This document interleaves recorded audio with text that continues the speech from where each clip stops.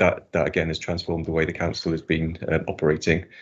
A couple of other applications that came with 365, such as bookings and forms, they've been used again extensively to manage the COVID response. So forms has been used a lot for people booking PPE equipment, and bookings, we wrote a kind of bespoke bookings application that the public could use then to book appointments coming into the Civic when the Civic was open. So that has been transformational again. So we've continued to upgrade elements of the council's infrastructure. So the Microsoft Exchange system, which manages all of our email traffic in and out, has all been upgraded to the latest version. And we've upgraded the network for split tunneling. So we can, if we split tunnel data that certain applications use, it means it goes directly out to the internet. So when you're at home, the traffic doesn't have to traverse the council's network and basically clog it up and slow everything down. So again, you've probably noticed that you can access Teams and email without actually being connected to the council network now. You can be connected just to your broadband and you can access those applications, and they're running really quickly, or they should be at least anyway. So as part of the Welsh Government funded HUD programme, 52 schools have been cut over to a completely new network. So all of the network traffic in the schools and their internet connection is absolutely super fast now. Due to the age of a lot of the schools in the Vale, the majority of them were actually completely recabled in terms of internal structured network cabling. So that has been a huge project for us over the last 12 to 15 months as well. And we've been delivering this right across the Vale in all the schools right the way through COVID, which has proved a few challenges, but we've got that across the line now. So the schools are actually benefiting from that now.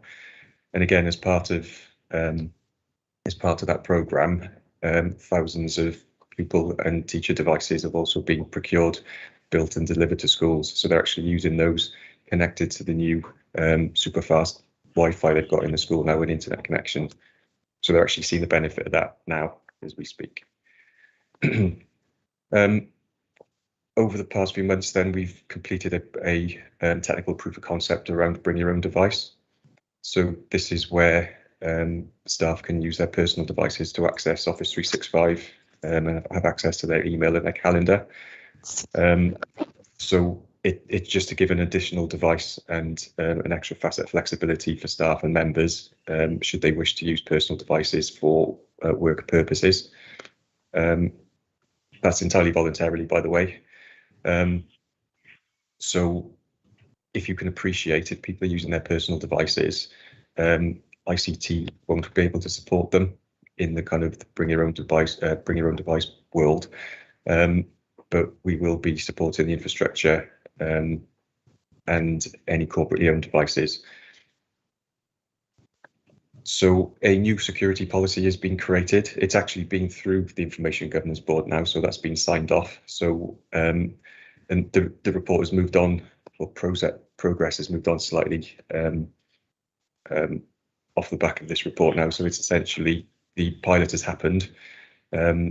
We're just waiting now to meet to basically collate the results of that pilot.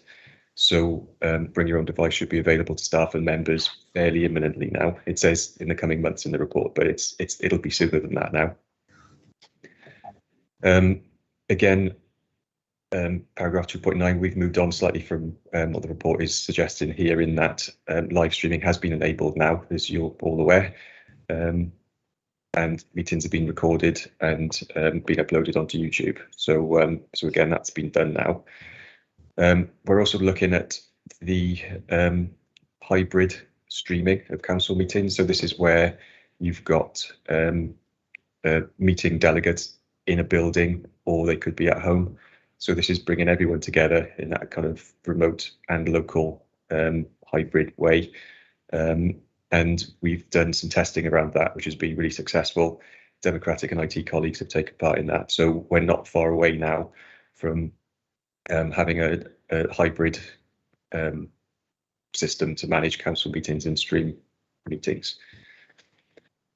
Because of all this extra work that's been going on, additional resources have been brought into IT to cope with all of this, and again during these real tough times, we've been involved with the Kickstarter initiative. So actually we've had 4 in, and they're coming up to the end of their 6 months now, and that has absolutely flown by.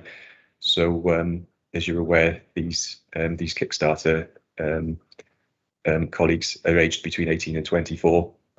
We've given them a huge amount of work experience, so their CVs are going to be looking amazing at the end of their tenure with us, which is the whole point of that in the first place.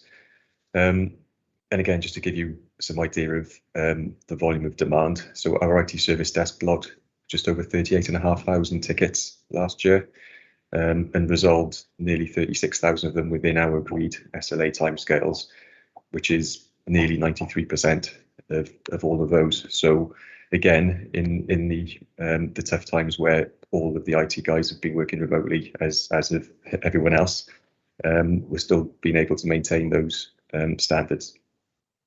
So that's the end of my update. So I'm happy to take any questions. Yeah, thank you very much for that, Nick. I've got Mark and Michael Morgan. I'm not sure who came first. Mark, I'll go to Mark Wilson. I'm not sure which order they came. So okay, Mark Wilson first. I was first, but thank you very much, Chair. And Nick, can I thank you very much for that very interesting report? I'm glad we're making a lot of progress, which is really good. But I just want to ask you a couple of questions. First of all, you mentioned bring your own devices. What does that entail? Does that meaning that your emails, your council emails, will then get forwarded to your mobile device or an iPad, for example? Does that mean that? Alternatively, if it doesn't mean that, what does it really mean? And also, how are we going to do authentication on that as well? Because some organisations use something called 2-factor authentication, and I know we must do that in our devices even, because we've got to have a number and then we've got a password, which is like a 2-factor thing. And are we going to carry on that policy? I'm assuming we are, but that's the first question. The second question is obviously in relation to the future in terms of technology. One of the things that I know where I work in my college, we use something called OneNote. And I do find that OneNote is even a step ahead from Teams. It's a great way of organising work. I just wonder, perhaps, because our part of Office 365 rollout is that you could use OneNote and something called Notebook with it. I just wonder, perhaps, are there any attempts to move forward in that direction?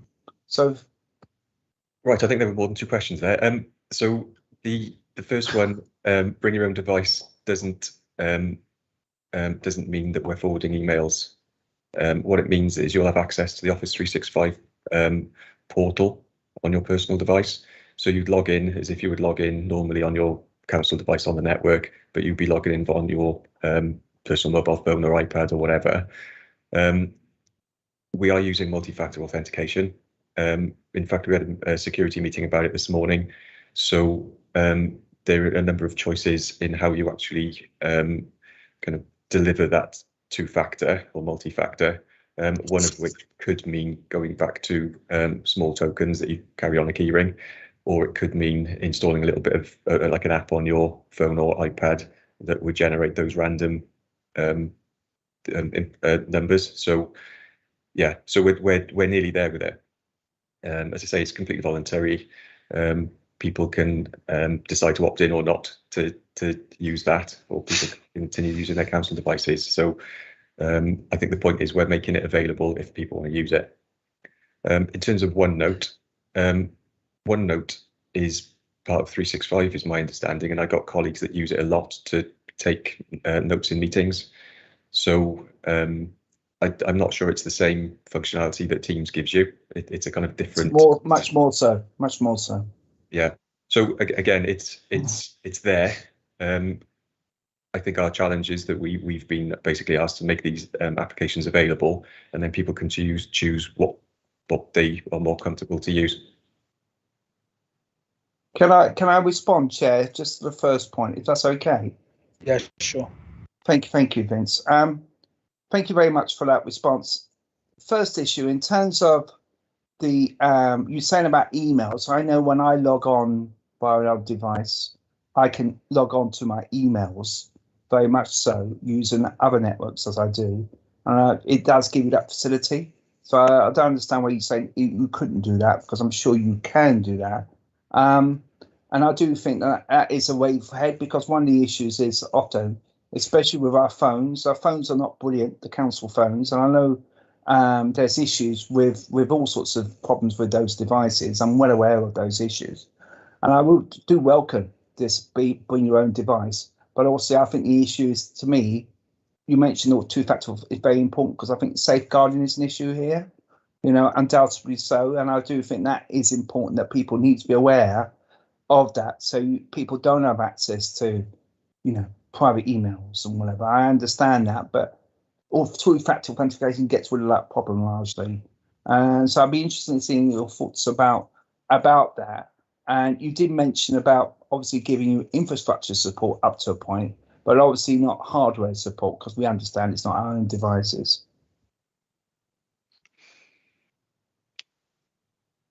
Yeah, sorry, was there a question in there? Sorry. That's my question. So, sorry, the question was? The question was, when you're looking at emails, you said that originally that you wouldn't have access to your emails with your own devices, but Office 365 normally gives you that allowance to do so if you wish to on. Oh, sorry, it was probably the way I explained it then. So you will have access to your council emails on a personal device, but it will be using bring your own device technology, so Office 365. Yeah. So you will, and your calendar and Teams and anything else in the Office 365 suite. Thank you. Good stuff. Thank you. Michael, please, you were next. And then I've got George, Sally and Neil. Hello, Nick. Thank you very much for the report. And thank you also for the way your department is always there for assistance when you're needed. And I've got multiple devices open in front of me at the moment to address this meeting. But my question relates to hybrid meetings, because we've all got used to Zoom and Teams over the last year, and the time is coming when we will all meet again in the council chamber or whatever. And I'm sure that the council chamber will be set up so that hybrid meetings can take place. The issue I would ask about is how we do this with the community councils. I go around 4 community councils in a month. And in Pendoran last week, for example, we were going to have an in-person meeting, but then we were advised, no, you can't do that because the public don't have access if you're not all online. So clearly that called for some kind of hybrid meeting. Will there be some form of training and backup for the community councils so that they can arrange hybrid meetings in the future? Or is that slightly off your brief on this? I mean, possibly. I think the issue is that the meetings would need to take place at the moment in the council chamber, just because that's where the cameras are and that's where the streaming technology is. So it would mean that the people that are actually meeting in the same room, that room would need to be the council chamber at the moment.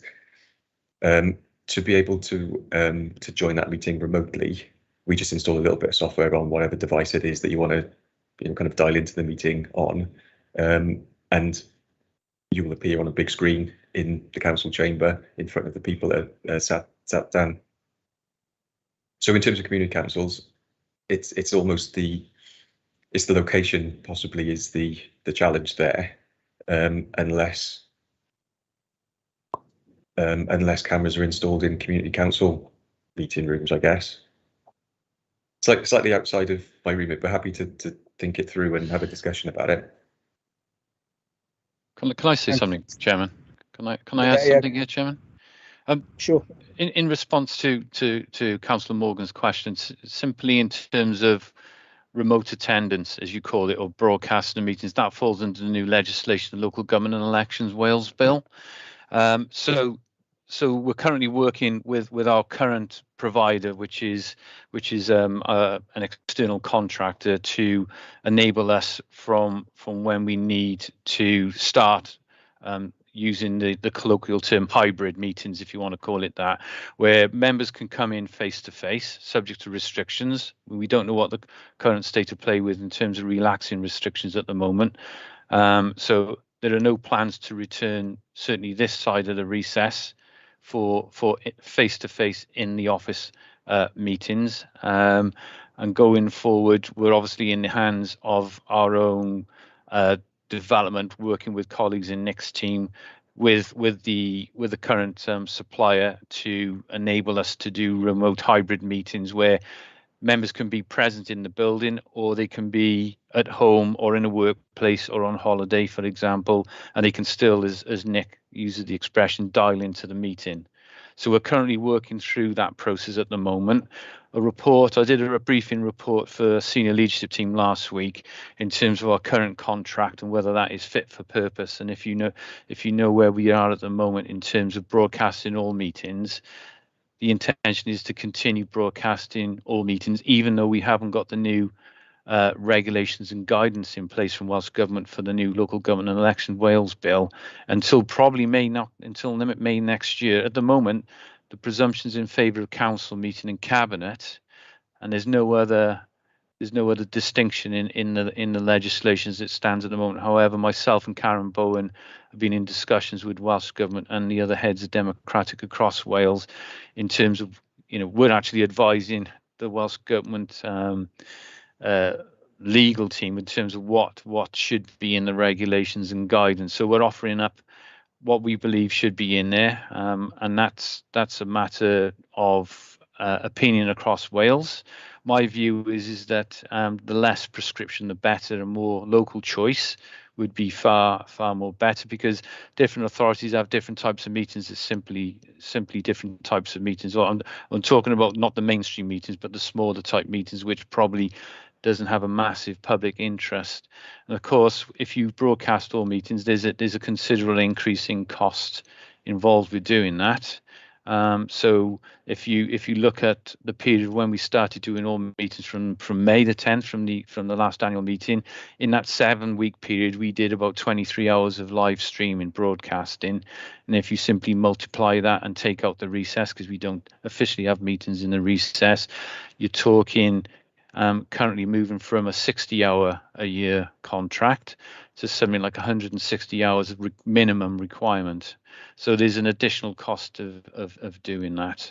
And of course, all the new legislation. If I have them all on the one device rather than having to wait until I'm set at my council device to go through it. So I'd just like to thank you for that, Nick, and I very much hope that the rollout goes well.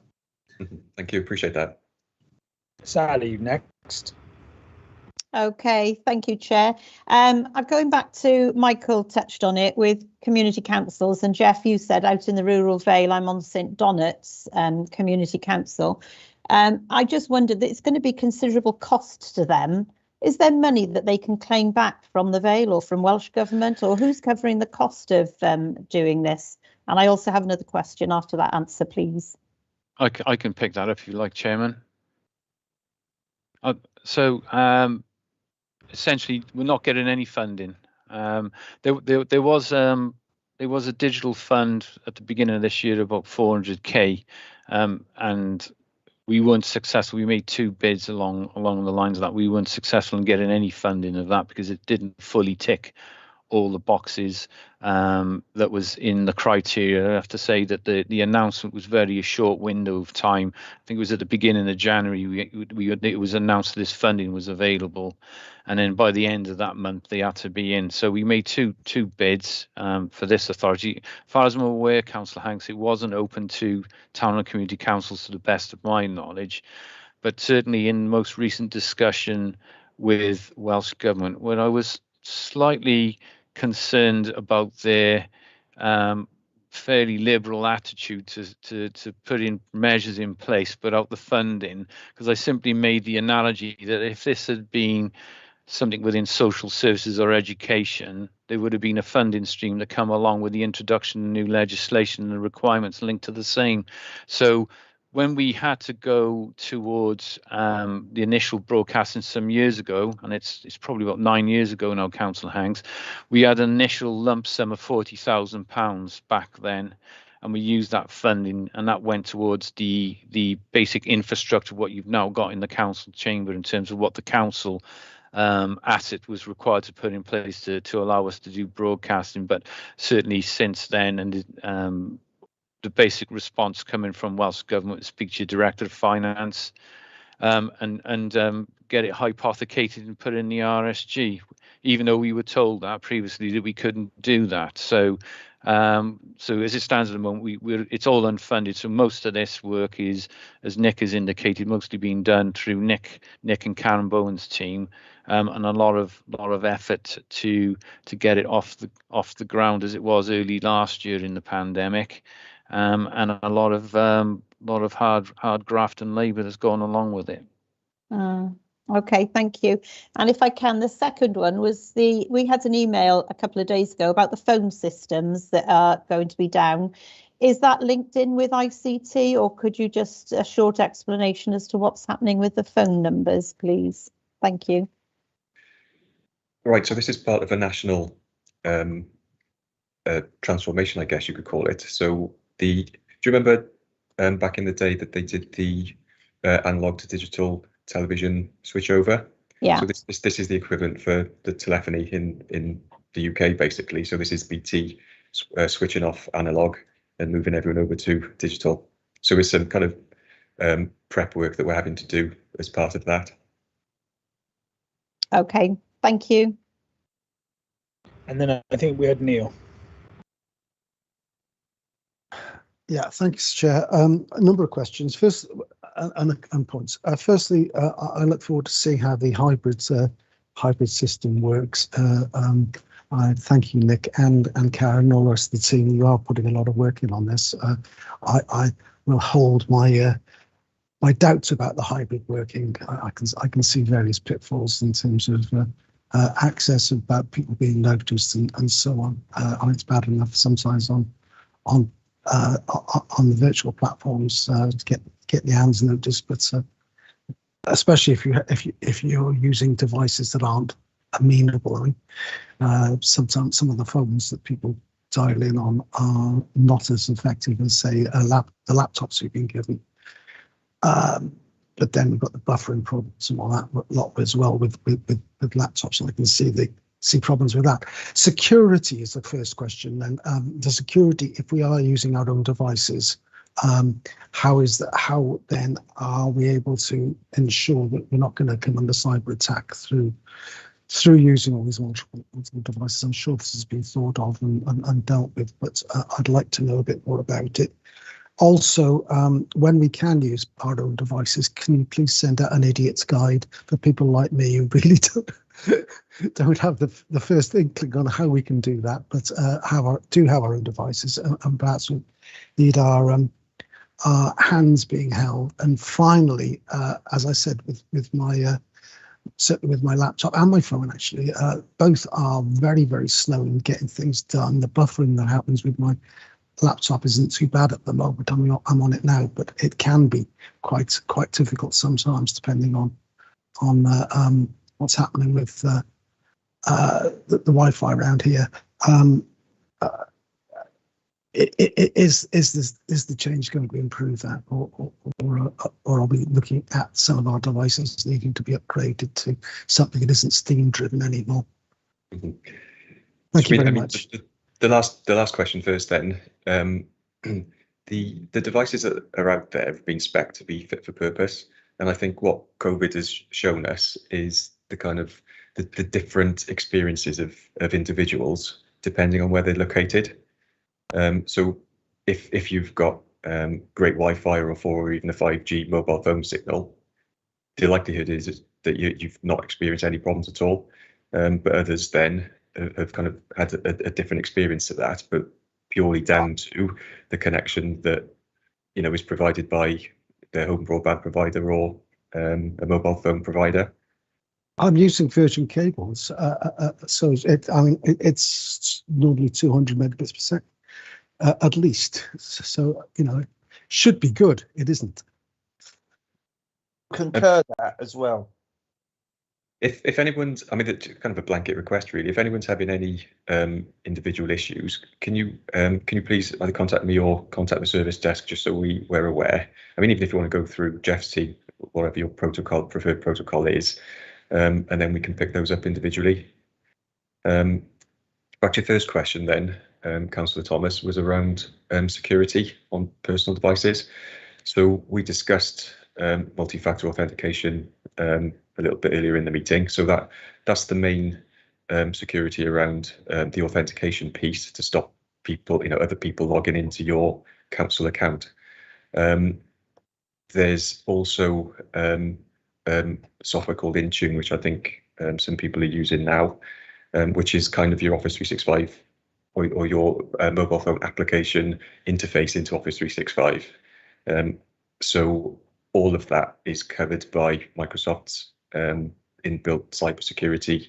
So as part of our proof of concept, we've gone through and we've used this technology, and touch wood, nobody on the pilot has been hacked. So so can you please remind me what your second question was? Yeah, it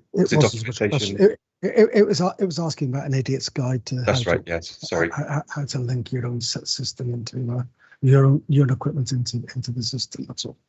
So we've got a project team around bring your own devices. I'm sure you would appreciate, and our OD team, organisation development team, are part of that.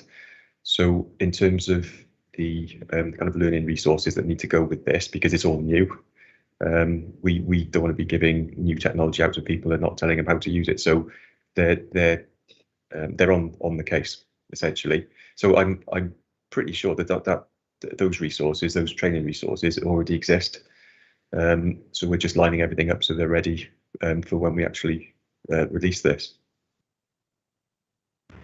Brilliant. Thank you, Nick. Thank you, Neil. Mark, you've got your hand up again. If we can keep it as brief as possible, because obviously we've got quite a few items on the agenda still today. We've got a lot on the agenda, so I will be very brief. You mentioned about infrastructure. Now, obviously, I've had Vale infrastructure in my house as well as my own infrastructure with Virgin, and there isn't a great deal of difference. There are issues with both of them, to be quite honest with you, and nothing is perfect. And obviously, I'm looking forward to go back to the chamber to have meetings as much as possible. And I'm just wondering, just my final question is the timeline for starting hybrid meetings. Are we envisioning starting this early September? I was waiting for Jeff to say that. Yeah. My understanding is that September is the timescale. It'll be. I don't want to sound any off message with Nick. It will be subject to a procurement exercise for a new solution. So factor in all of that and further discussion with SLT in terms of restrictions in place. If there are any residual restrictions in place, we'll look to bring in hybrid meetings as soon as possible. I wouldn't like to give any specific commitment on a date. I know I sound like a Welsh Government officer now, but it will be subject to procurement exercise, going through all the necessary checks and measures on that exercise itself to make sure everything is what it needs to be, and then it's simply in discussions with the supplier of the solution to make sure it's fit for purpose. And it does what it needs to do, and in time for when any date that is agreed by SLT to go with hybrid meetings. I would like to say is that we're actually doing virtual hybrid meetings, for want of a better expression. What we can't do is bilingual as it stands at the moment. And we don't have any appropriate electronic voting system in place. All of these things need to be factored in.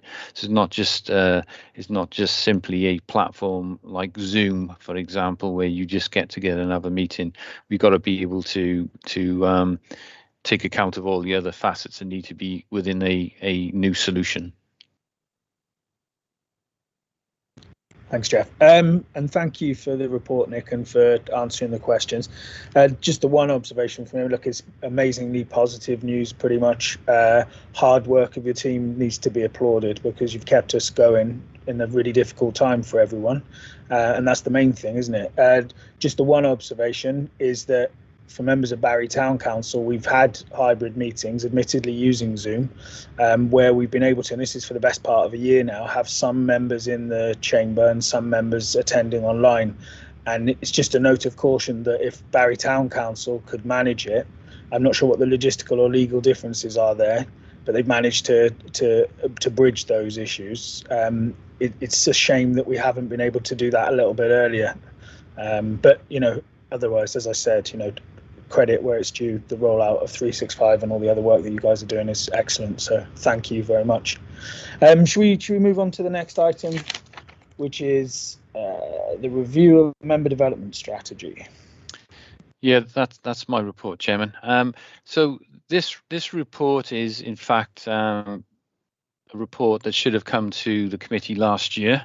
It was in the service plan for what was then Democratic.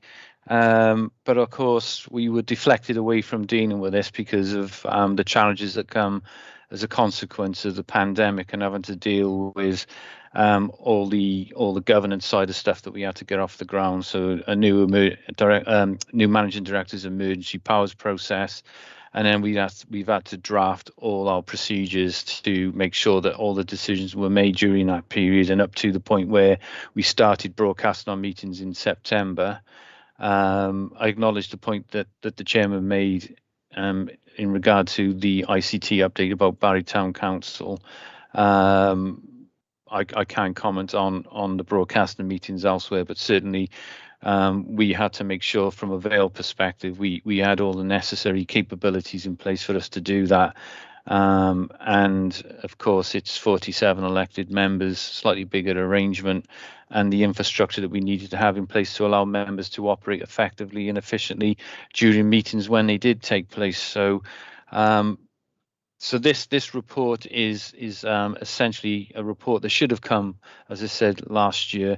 I hope to bring it to the meeting in April, but I was asked to bring it to the senior leadership team so they could run their eye over it. Not that there was anything that would concern them, but they just wanted to be cited on what was in the document, and the same goes for the other report that you'll be considering shortly after this report on the member induction programme. So we've had a strategy for member development for some time. It's been periodically revised. This is the next iteration of the former 2016 document. Part of that review was quite rightly in consultation with a number of bodies, one of which was the WLGA, and I've been speaking to the WLGA.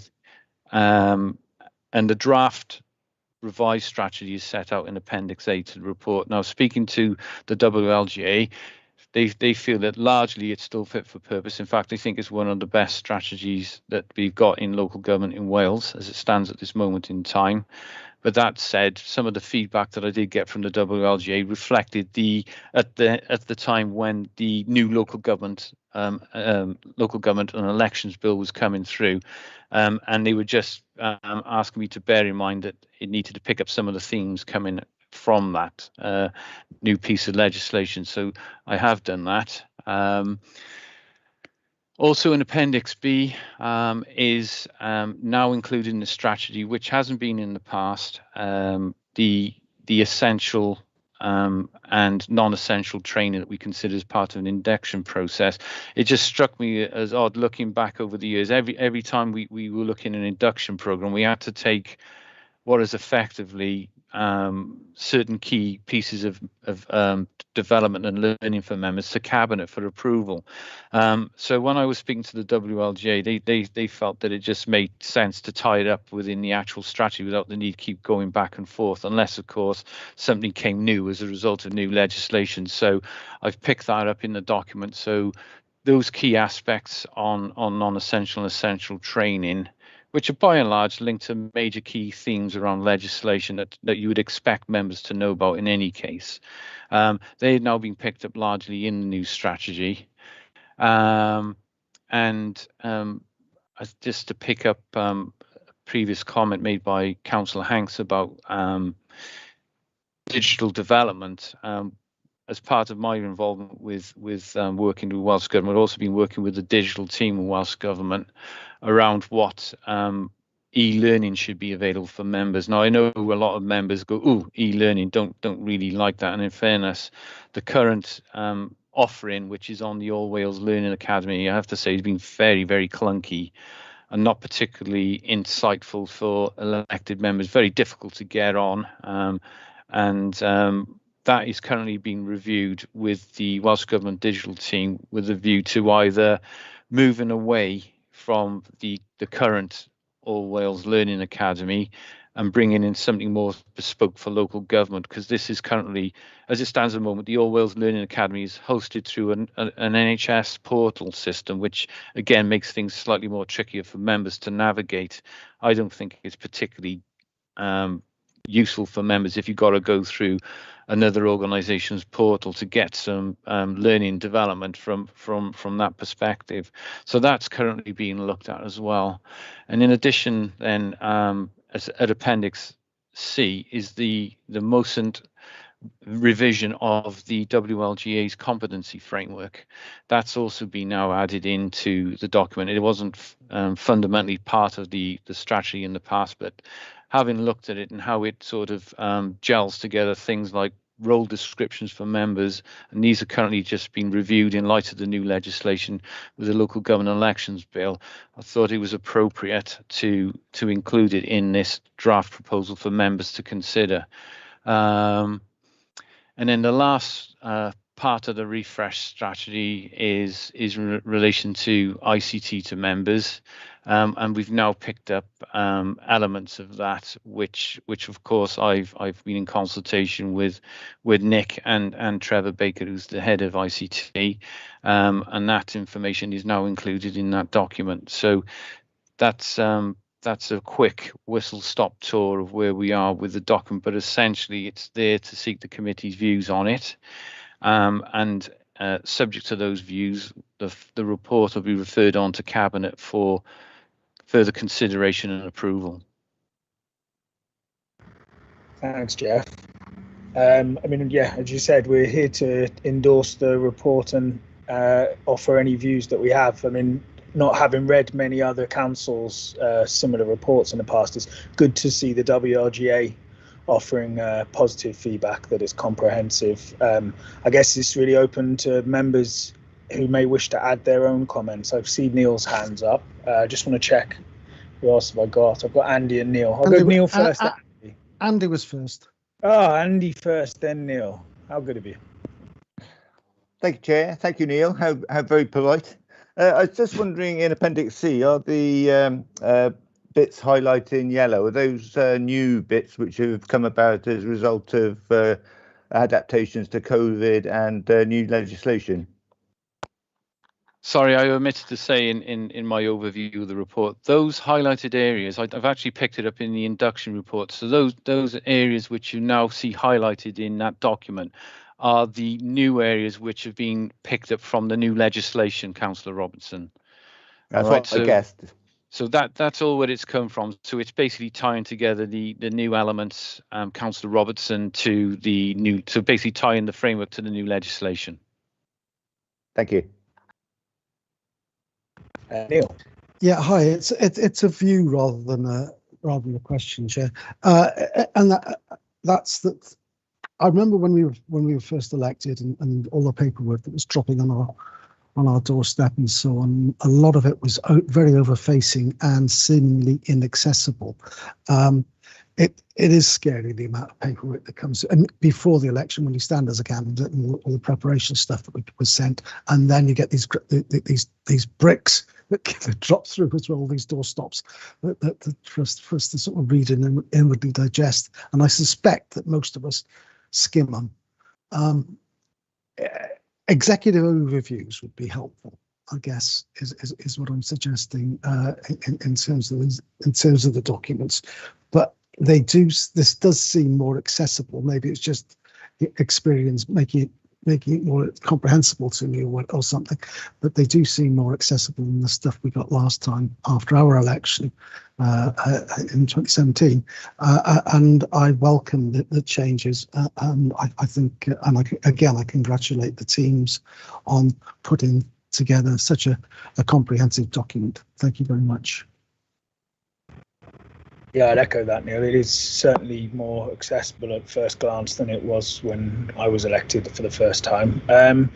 I've got Mark, then Sandra, then Catherine. Thank you very much, Vince, and thank you very much, Jeff, for this report. It's really informative and very interesting. I'd like to pay attention to Appendix B, in particular, about essential versus desirable training. And I'd like to add a few things on here for essential. I mean, one of the things as a councillor, and I've been a councillor for quite a while, as some of you are aware of, obviously there are ways of how you deal with the public I think is important. And perhaps we could have an essential training on dealing with the public in terms of managing things like expectations, managing roles, what's appropriate and what is not appropriate in terms of how to deal with the public. I think that's pretty important, to be quite honest with you, because I think, especially if you're newly elected, you get very enthusiastic, you think you can solve everything, and of course in reality you can't. And I think we all learned that lesson normally in our first term. But it's a question of managing those expectations. How I think allied with that is how you deal with officers as well as the public, how you get them to work for you as a member, and also managing the expectations of officers as well. I think that's a pretty important area. I would also argue that rules of debate should also be part of the mandatory training as well, rather than non-mandatory. Whether that is because that's legislative, I don't know, Jeff, but my feeling is rules of debate are pretty important of how you conduct yourself, not just online, but also physical as well. I think that's important. So I like perhaps the one area transferred from desirable to essential, and another area in terms of dealing with the public and dealing with officers. That's my suggestions anyway. Thank you. Other than that, I thought it's excellent. It's really, really good. But thank you. Thanks, Mark. Perhaps we'll come back to suggestions once everyone's spoken, if that's all right. I've made a note of your point, though. Sandra was next. Thank you. I just wanted to, I suppose, reiterate what other people have said. I found this Appendix C sort of quite useful. You know, it sort of can also go back and use it as a reference guide as well. It's sort of your quick points to pick up as when you are a new councillor. It's something you just pick up and have a look through again, because I think sometimes when you are a new councillor, it's knowing, you know, keeping on track of what all the different rules and things are. Also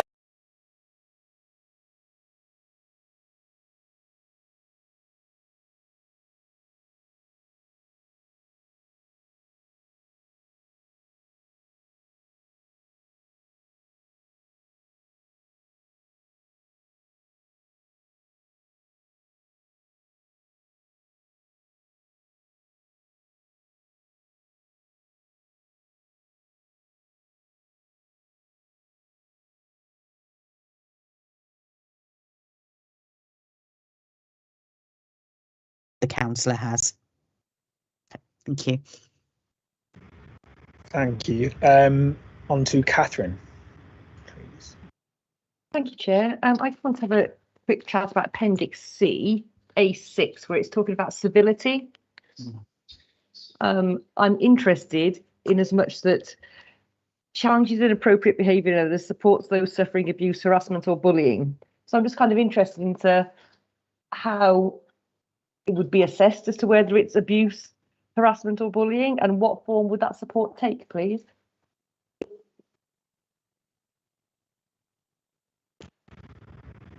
Jeff, did you want to come in on that one now, or do you want to come in at the end? It's up to you. Well, I can take them depending if any other members got any other points. I can start dealing with the points raised. It's a matter for members. Well, I've only got George to come in afterwards, so perhaps if you want to wait until George has spoken and then come back in then. If I could come in, Chair, my question was pretty much the same as Catherine's, to be honest with you. So, yes, go ahead. Perfect. Okay, if I can take Councillor McCaffer's question first. So civility, respect, courtesy to members, other members, dealing with the public, dealing with other officers, they all fall under the code of conduct. So the expectation is that if members who can can potentially be reported for breaching those behaviours, if you want to call it that, by another member, there's certainly recourse via the monitoring officer in terms of sanctions against members, and of course we've got the standards committee that sits alongside that, and we have the local arrangements in place to deal with such matters. In terms of what support you can get, my expectation is that members would be able to get the same support that officers would get.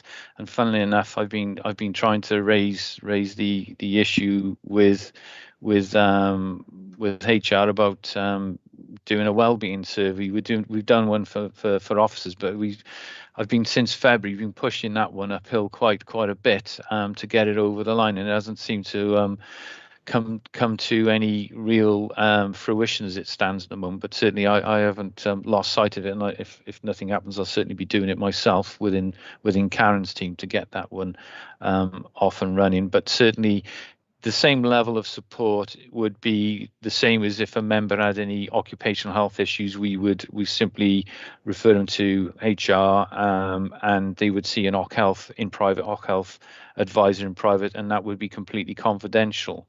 So if a member was feeling that they're being bullied and harassed, we've got policies specific to officers, but again with members, their recourse would be through the monitoring officer, and then potentially through standards committee if that was the case. That said, thinking off the top of my head, then if there was any specific support that a member would need through the council's counselling service, that certainly would be open to members in addition to that. So if they felt that they didn't want to escalate it, perhaps via the monitoring officer, but they did feel that they needed some support, and certainly the member can come and speak to me as the head of Democratic, because obviously my role is a statutory role to make sure that members are supported effectively, and then there could be a simple conversation with the member in terms of what they wish to do, and how there's no point in forcing a member to do something they don't want to do if they're not comfortable with. But certainly a discussion around options would be the way forward. And as I said, we have the council in service, which will be available to members, and indeed, members have access to that already through this authority. So that would be one of the potential course of redress to the individual. Is that okay, Catherine? Yes, I think it is. I just wanted to point out that I was grateful to see it in here, because as a relatively new councillor, you do often have those conversations with yourself. Am I just being overly sensitive as an individual? Is that actually something that I need to do something about? Because you're not really sure. And the argument previously always has been, you're in the political arena, deal with it. Yeah. So I'm just pleased to see that, because particularly for new councillors who may not be aware and may not have the experience, that it's nice to know that they have that reassurance, and we've actually got that there now. Whereas I think the code of conduct I know is there, but there's always a bit of, it's a bit grey around the edges, let's just say. But thank you, Jeff. You have answered my question. I can certainly come back and add to what I just said in terms of the code of conduct. It is, and I think you're right in pointing out the issue that you are operating in a very, very political environment, and we all know that depending on the meeting you're attending, that some a little bit more trickier than others, for example. So because of the nature of elected members, the politics involved with that. And as an officer, I'm mindful, that we're not part of the process, but certainly respect the fact that members are in the realms of debating and representing their constituents. So there is the cut and thrust of the political and the politicking side of that. However, there are checks and measures in place. That said, the Ombudsman on occasions have made it clear, certainly, in and around with decisions about members and complaints, is that members do need to have a fairly tough skin when they're in and operating within those sort of arenas. So the other point I was just going to pick up, and it is quite an important one, is that you've got certainly the opportunity to discuss within your groups and get support within your own groups. As new members coming in, there's opportunities to mentor new elected members coming in, and I always encourage that. I haven't put anything in this strategy about formal mention, because the last time we did it got a fairly lukewarm reception from the various political groups, because the perception was officers potentially leading new members, and that perhaps wasn't the best thing, rightly so, for both officer and member. But that said, Karen Bowen's team are always on hand to offer advice to elected members, and I'll make it abundantly clear to everybody here is that team and myself are fundamentally neutral to everything. Admittedly, we've got to follow all the necessary process that we're obliged to follow as officers and contained in the Constitution. However, we give impartial advice to all members, doesn't matter what political group, whether you're an independent member or also. So that's my key role, and just wanted to get that message out. But certainly if a member is struggling with anything, then the offer is there to speak to somebody within Karen's team or myself if they feel that they want to discuss privately one-to-one. If you like, Thanks, Chairman, Jeff. I'll pick up the other points if you like. I think Neil's got his hand up quickly. Just to add to what Jeff is saying, and thanks for that, Jeff. Just in my experience as well, a quiet word with Debbie Miles, unofficially, is helpful before, if necessary, escalating to an official discussion with Debbie Miles. She's always willing to talk to you about things, to see whether there's any reason to go to a more official level. So I'd recommend that to people as well. That's all. Thank you. Yeah, go for it, Jeff. I mean, just the one thing in particular that Mark brought up at the start was about making essential the criteria around rules of debate. Which, I can see some sense in that, certainly. It was one of the things coming in as a new councillor that I had to learn very quickly, especially taking over a chair role. And I probably won't be the first person to have gone into a chair role without having had a great deal of experience as a councillor before that. And then just on the other point about how to behave and manage expectations, those kind of interactions with officers and the public, I wonder whether, and this is for you perhaps to clarify, that's kind of in the code of conduct and needs to be highlighted as like everything in that code of conduct, or whether you think there is a need to add a section in that guidance around that kind of area. Thank you, Chairman, and all very good points, I have to say. And certainly in terms of Councillor Wilson and Councillor Perks's comment about expectations, there are layers I consider to be involved in this role that members have, and I suppose it depends on what part of a relationship you're building with a constituent. So there's always the personal safety side of things in terms of what members should and shouldn't do when they, for example, undertaking ward surgeries. Always make sure you tell somebody where you're going, what time you're going to be back. Don't go on your own. Make sure you got somebody with you. You've got an exit plan if you end up getting somebody in attendance who potentially could be a problematic member of the public for you. We are looking at potentially offering members to allow them to do their own risk assessments when they go out and about, but that's a matter for individual members. Not all members want to go into the formal way of doing where they operate. In terms of relationships with officers, I think the chairman's right. That is already set out in the Constitution. you know, the expectations side of it, by all means, you know, I can speak to a new member coming in, and give them an overview. Certainly, you know, Karen's team can give them an overview. Whether that should be a separate session, I think what I would also add, and why I'm not making it a session, is that there's a role within each political group to make and play in this, in terms, and it goes back to the mentoring side of things, is that, you know, newly elected members should really fundamentally be on the wing of the group, and that sort of information about, you know, the do's and don'ts when you're meeting constituents, for example, could be simply relayed with you know, one-to-one with a mentor identified within the groups.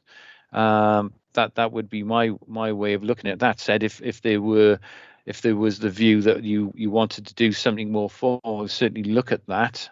The rules of debate, we haven't made it mandatory, because the rules of debate are in the Constitution. And my view is that, apart from points of order, which always have nuances and grey areas, most of the rules of debate are quite straightforward in my view. And that's the reason why we haven't made it mandatory. Sorry, not making it mandatory, and it's only non-essential. But certainly, if members feel that they want to move the rules of debate into mandatory training, we can look to do that. Thanks, Jeff. I mean, look, like I said, oh, hang on, Karen, you've got your hand up. Did you want to come in on this specific point? Only to say, Chair, that in relation to the rule. Can't hear you very clearly. Can you hear me at all? Yeah, hear you better now. Yeah, sorry. Only to say really that, to follow on from what Jeff is saying, as a team, we are happy to do, you know, extra refresher training for members if they want that on rules of debate. At any time, because we actually drafted the rules of debate training, so we could do that at a time, obviously, when we could get a number of you together, and we could do that as a team. So happy to do whatever training's needed, but I will refer to Jeff as not mandatory in that respect because of what he said. Thanks.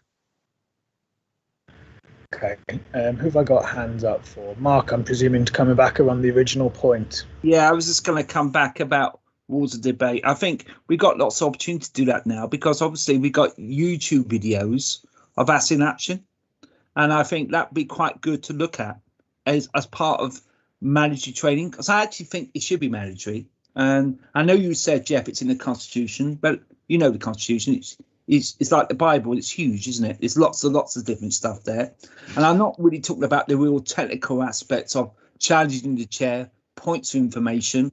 I'm just talking about just general conduct of how you raise matters.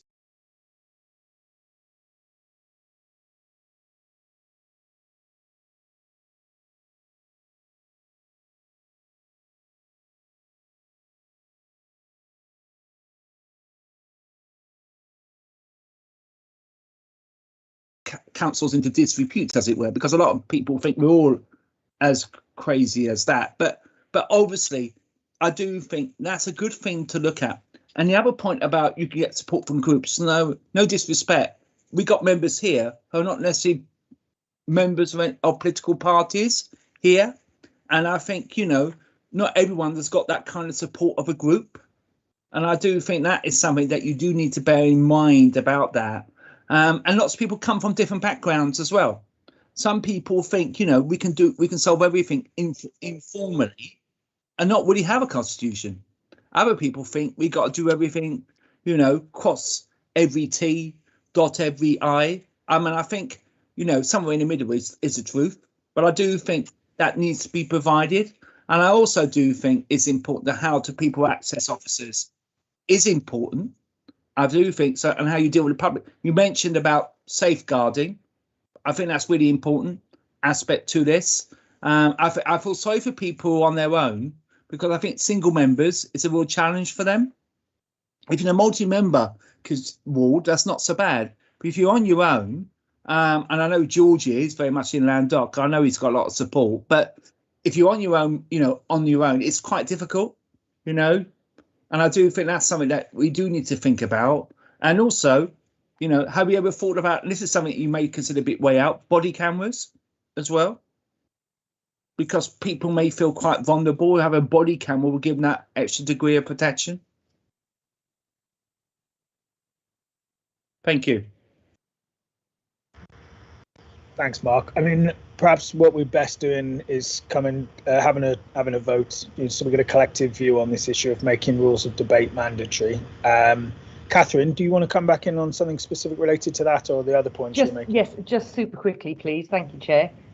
Yeah, whilst taking on board everything you've said, Chair, slightly reiterating what Councillor Wilson said, you're making an assumption that people are standing for council who are in a political party, and we don't know that.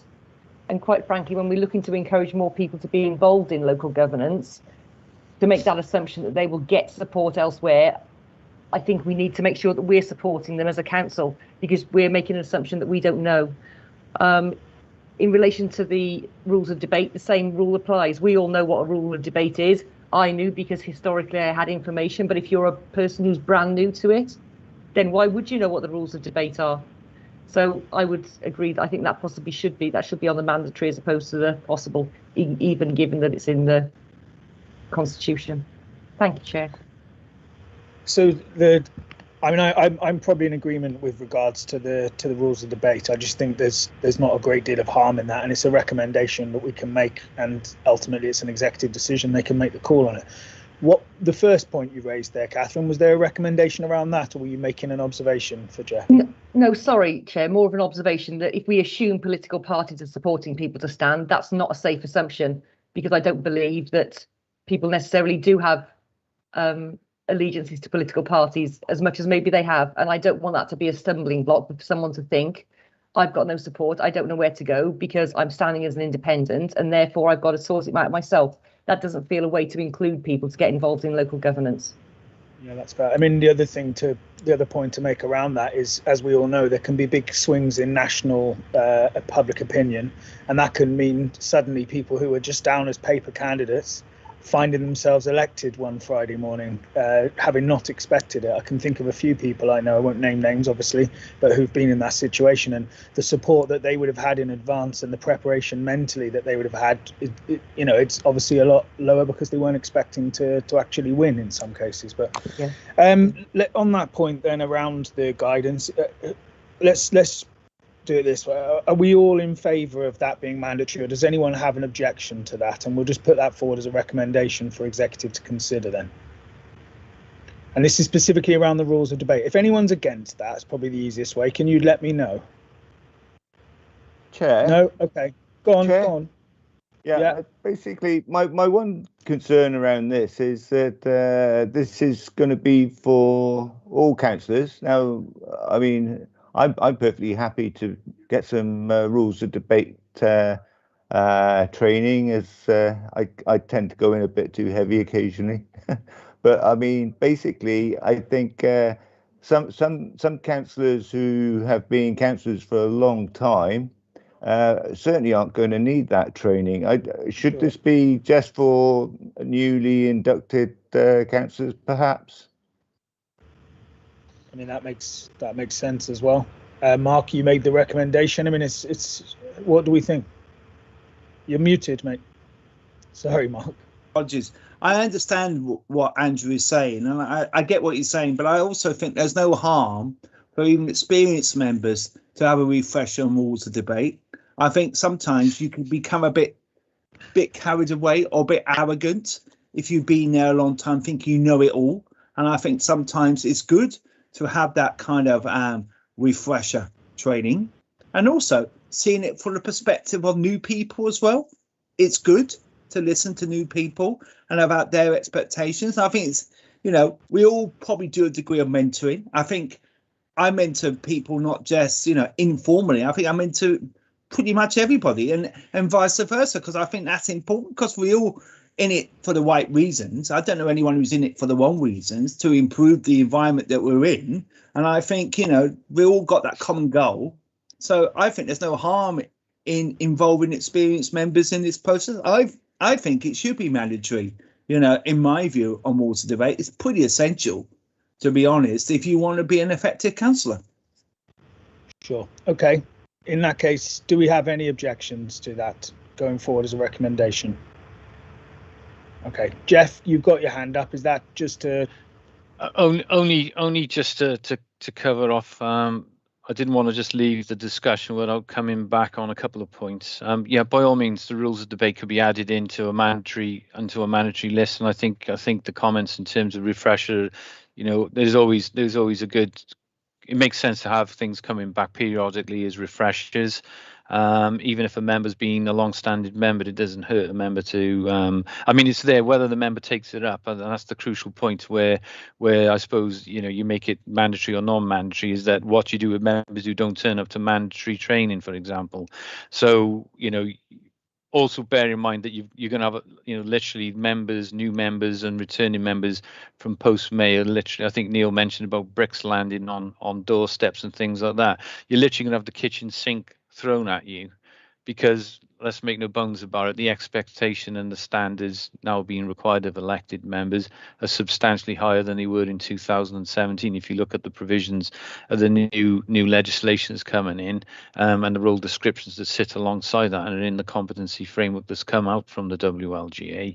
What I wanted to also is just to give some assurance to members with independent members, and when I was talking to the members, when I was referring to mentoring in groups, that doesn't mean to say we're not thinking about independent members who may come through the process and end up elected from May. Certainly, we'll need to have one eye on members who come through the election process in that avenue. So we will need to think about how we support those members. It's something that's not lost on us, Catherine.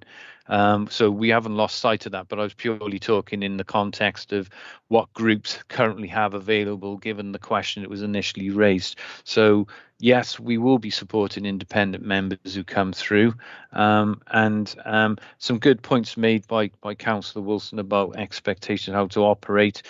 The handbook, which is on this agenda, it gives a lot of information to new candidates. I hope that does make its way to newly, certainly candidates thinking of coming forward, and they hang on to it, because there's an awful lot of information that will be in there, will assist members. It's almost a roadmap, and this has come as a request of members in the past.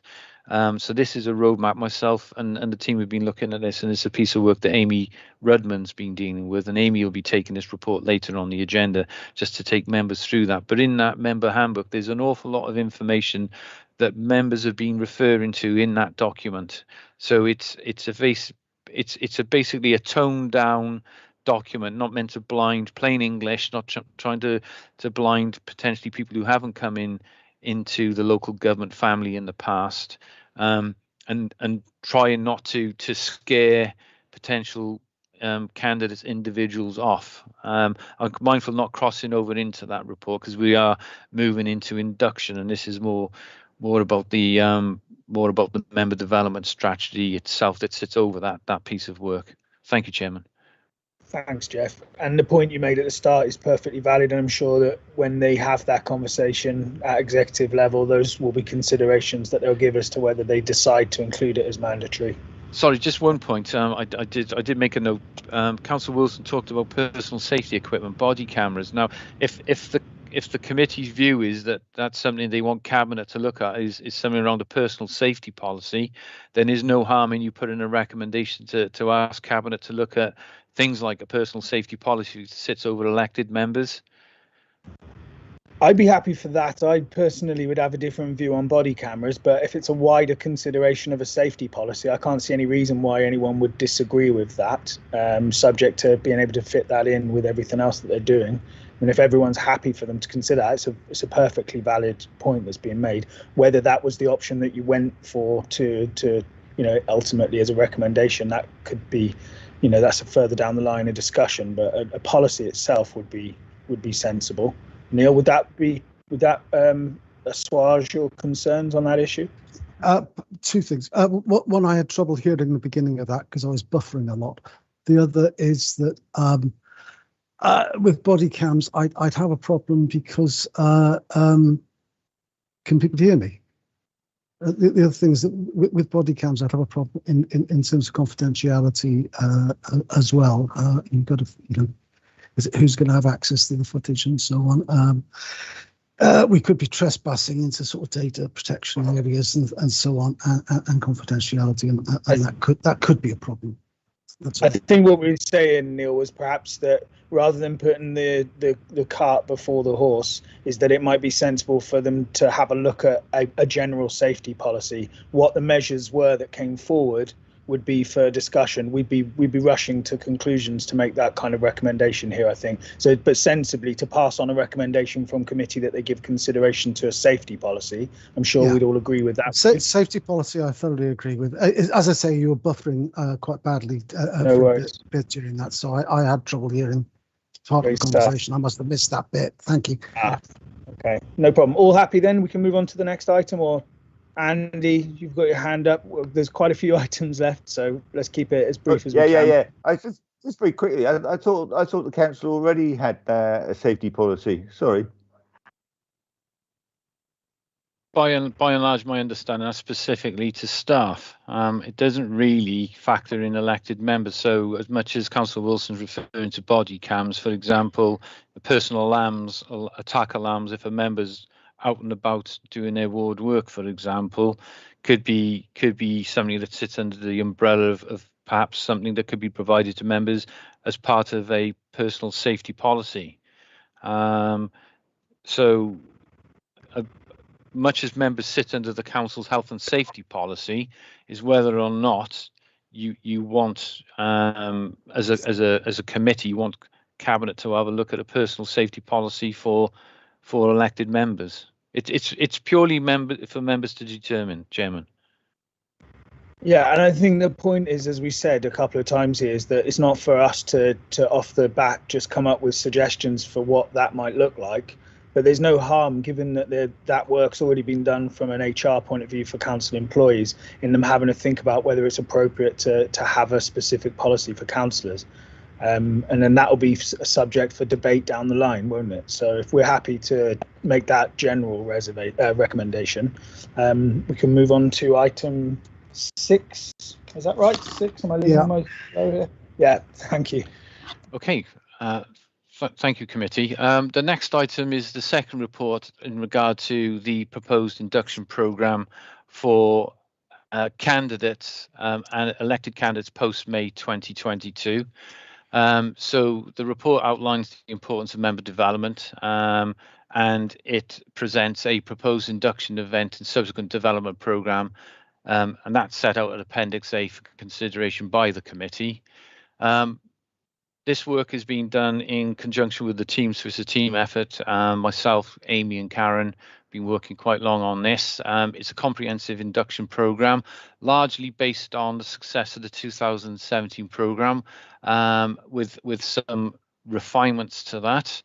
And obviously the programme itself includes draft dates and list of facilitators who are planned to undertake the induction programme from May next year. Set out in paragraph 2.1 is some analytics that have been pulled together to reflect the output from the induction programme in 2017. Just for members' general information, it's important to know what that output has been like and how well it did go, in my view. And for example, 26 training topics were delivered over 45 sessions. 14 of those were delivered in the daytime between 9 and 4, and 31 were over the evening sessions, and most topics were held over 2 sessions, either daytime and evening, to allow members to do that. And of course, it goes on to talk about those topics that are deemed as essential and non-essential. I won't bother members with going through that particular piece of information as contained in the report, as it's self-explanatory. But the proposed schedule for induction for members from next year, as I said, takes account of the 2017 arrangements. It also links the WLGA competency framework, and it picks up some of the themes that Councillor Robertson alluded to in the last report as a consequence of the Local Government Elections Bill. So, for example, we're talking about qualification and disqualification of elected members of a local authority, and that relates to the bill the Act, sections 19 and 20, and it also talks about, for example, the public participating in decision making of local authorities. So the 2022 plan programme will include a marketplace event. That's been designed following consultation with colleagues, and that's set out Appendix E. And that's also includes at Appendix C some additional information which followed on from a focus group we held, which was facilitated by the WLGA in 2018 and supports the Welsh Government's Diverse Council agenda in terms of information about becoming a councillor and the open day events that we plan to run in February and March next year. That's essentially because some of the feedback we had following the 2017 elections was that, and I think members perhaps analyse it as perhaps lack of preparedness for the role of an elected member. I think you, Chairman, referred to some members who were perhaps candidate in name only on paper, but then get elected. That is always a dangerous game to play, because once the dice is rolled and you get elected, suddenly you will get the proverbial kitchen sink thrown at you between the month of May and up to the recess. And let's be honest about it, September isn't going to be much of taking your foot off the pedal, because there will be additional sessions ongoing from the September to the end of the year. So by and large, we're following the success and modelling that we did in 2017. So the induction programme is in front of members for their endorsement to allow it to be referred to Cabinet for further consideration and approval, but happy to take any further questions. Thanks, Jeff. I mean, the point I made, I was being slightly facetious in saying about that, but there's certainly, I think a lot of parties will look at certain areas and know that they're expected to perform better than in other areas. And I think that there's probably a widespread feeling that you need to give people a voice wherever they reside, and whether that's a seat that's very unlikely to win, or, everyone has got a different expectation going into an election as to how well they're likely to perform. And many may make the assumption that they're not going to be elected and find that they are. Anyway, I got Mark. Sorry, Neil looks like he had his hand up first. Yeah. Then yes, thanks, Jet. That's right. Yeah, thanks, Jet. It's a big program. It is kind of, again, over-facing for new members in that there's an awful lot in it. I think the word learning curve, it's more learning mountain, but it's there. I would, as a point to make, though, I would, when you talk about the equality sessions, is there an intention to include GLAM and the minority ethnic network people in the equality sessions? I personally, I think they have a big role to play in that, and that I'd like to see them actually specifically included in providing information to those sessions. Thank you very much. Jeff, do you want to come in at the end? I've got two more. Yeah, I'll come in at the end. I'm just scribbling down the notes. Yeah, by all means. Catherine next, then. Thank you, Chair. Just a quick one. I'm sure Jeff knows what I'm going to say next. In relation to inclusivity and diversity, if you just have a load of these sessions starting at 9:30 instead of 9 o'clock, you're making it a whole lot easier, because someone who's maybe their main childcare provider is going to look at this and think, I can't do it. I've got to be there at 9 o'clock. Most people could probably make it for 9:30, but not for 9. Yeah, good point. Fair point. You. And Mark.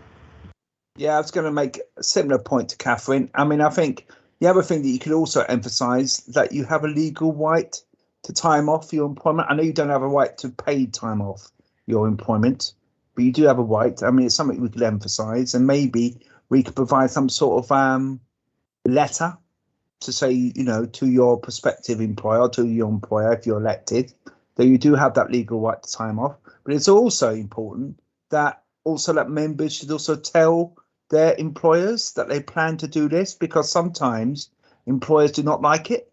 So it is a discussion, and I think it's a discussion that you need to have also with WLGA on this, because I think sometimes members are being put off because as soon as you mention to an employer says, no, you can't. And there doesn't seem to be any legal force we could use one way or the other. And I just wonder if there's a discussion going on about that, because what we're trying to do, aren't we? We're trying to improve the diversity of the members. And that includes, and we're quite good on this council. We do have a lot of working members, but I think of other councils, they don't. And I think, you know, we're very lucky because we have a lot of meetings in the evening and we're good like that, but our councils do not. And I'm thinking, you know, do we perhaps have a dialogue with the WLGA and any employers associations about this point to improve the diversity of our councillors? So that's the other point. And the other point, obviously, we need to include the point we just recommended, of course, on a previous agenda item about towards the debate, so maybe expectations to be on this programme as well. So we do need to incorporate this in terms of this matter. But thank you. Over to you, Jeff. In regard to Councillor Thomas's question, good suggestion. Haven't thought of it. Clearly, these bodies sit outside the council. I know we've got the Equalities Forum, and they perhaps sit on that. It's something we can look at. You know, there's no cast eye guarantee this can be done, but certainly we can look at an option to include them in the delivery of the sessions. That's my initial thoughts, but don't hold me to that. Clearly, you know, as I said, these bodies are, you know, whether they want to come in and act in some sort of mentoring, facilitating official capacity, I don't know, but certainly something we could explore. Yes, fair point, Catherine, on the starting times, 9:30. I would say just because we have all meetings in the evening doesn't make us the best authority in terms of assisting, because actually in terms of diverse council, we know that's not true. We've got a tradition of evening meetings, and if you fall into one of the protected characteristics, so if you're a lone female with children, 6:30 isn't always the best time to have a meeting, for example. So you know, what I would say is that members need to have regard to staggered times. So that could be something that we looked at going forward in terms of having, you know, a stock buffet of 6 o'clock meetings, for example. In terms of Councillor Wilson's point about a letter being provided, lawfully, I don't know whether we can do that. I'd have to look at that. I'm certainly be more than happy to take the conversation to the WLGA. I know there's an argument in terms of the diversity within democracy agenda, but whether that's something the council can insist on an employer obliging by the legislature to give time off and work is something I can't comment on. It's certainly something that I would have to check on. Of course, you know, some members don't want to make use of that facility. In any case, some members choose not to pursue time off with an employer because, you know, it could potentially make their relationship with the employer difficult, for example. Yes, you know, sound policy is to have a chat. If you're an individual thinking of standing for elected office, it's always a good idea to perhaps maybe, you know, give some notice to their prospective or their employer or prospective employer if they're moving jobs, that's what they're intended to do. But I really do think that's a matter for the individual member or the individual person who's standing for the election.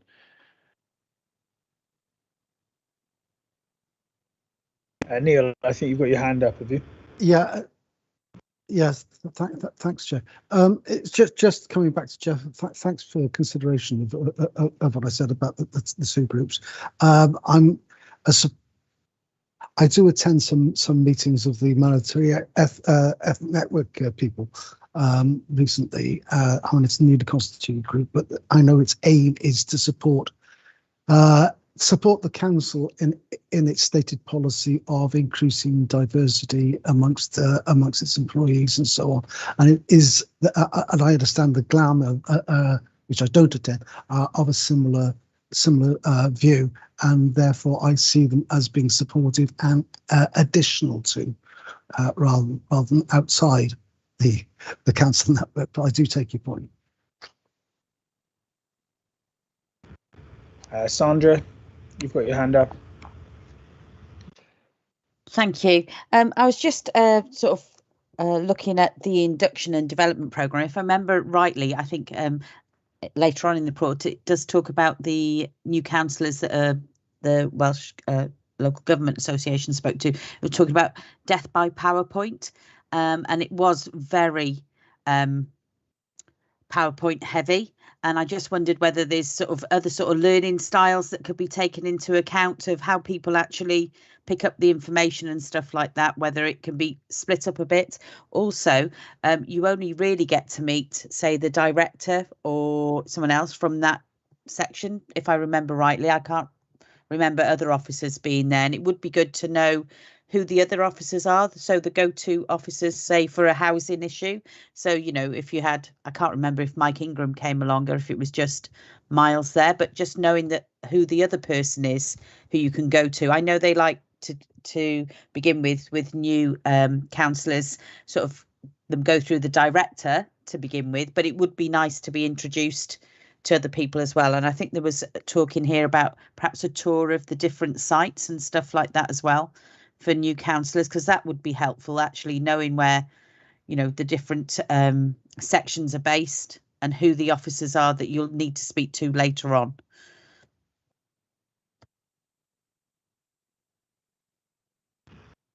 Thank you, Sandra.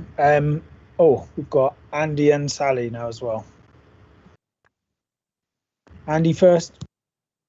Yeah, thanks, Chair. Well, a couple of things. First of all, Sandra, I think it actually says in here that they're planning to do a tour of the sites in future. It was something which we didn't get, which I thought would have been very useful. One of the things I noticed when I first became a councillor for the first time in 2017, I had to ask for us to get a list of the officers and their contact details, and that didn't arrive, I think, for a couple of months at least. So I think it's really important that, especially for the new induction, that they should know who the officers are that they should contact if they are given a problem by a local resident or whatever. And the other thing, I think, you'll think I'm silly, but one of the things I think would be really useful is a map of the Vale with all the different wards in it, so that when it comes to meetings and people start talking about Devon or Court or Western Vale, people who might not be totally au fait with the ward system and the names of all the wards will be able to actually just refer to the map and see what area they're talking about. Thanks, Andy. On to Sally. Yeah, thank you, Chair. I think I'd agree with Andy. That would be helpful. I was just going to say, with Sandra had mentioned the presentations, I think I learned more from having a quick presentation. You don't need, if we had the handouts before the meeting, and then when we meet, I think you learn so much more from chatting with other councillors rather than just looking at the presentation and somebody presenting it.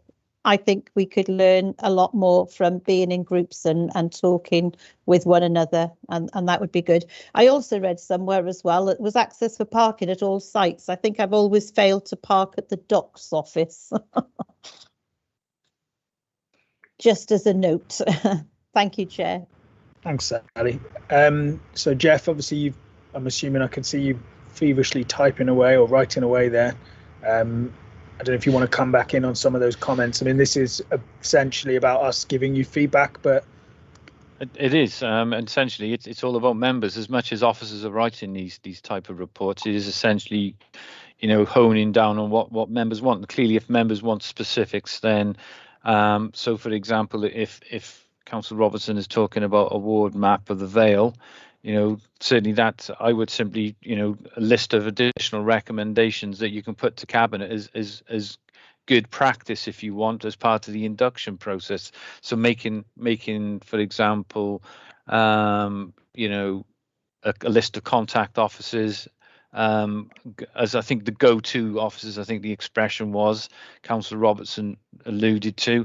We can certainly look at adding that into the information that we provide. Whether we add that into, I know we got in the handbook certainly chief officers, I suppose you could have at the back a whole shopping list of additional officers, and we could go to the various directors and ask them, as part of the induction process, who are the best officers to contact in the event that ward members coming into the authority have a name of the person who can deal with their inquiries, at that level. And again, if you feel that the equality sessions, need a different additional layer, if you want to call it that, Councillor Thomas is, again, if members want to make that recommendation, we can look at that, and Cabinet can have a look at it, and we can look to tailor it as best as we can do, including 9:30 starts. Amy, you've got your hands up.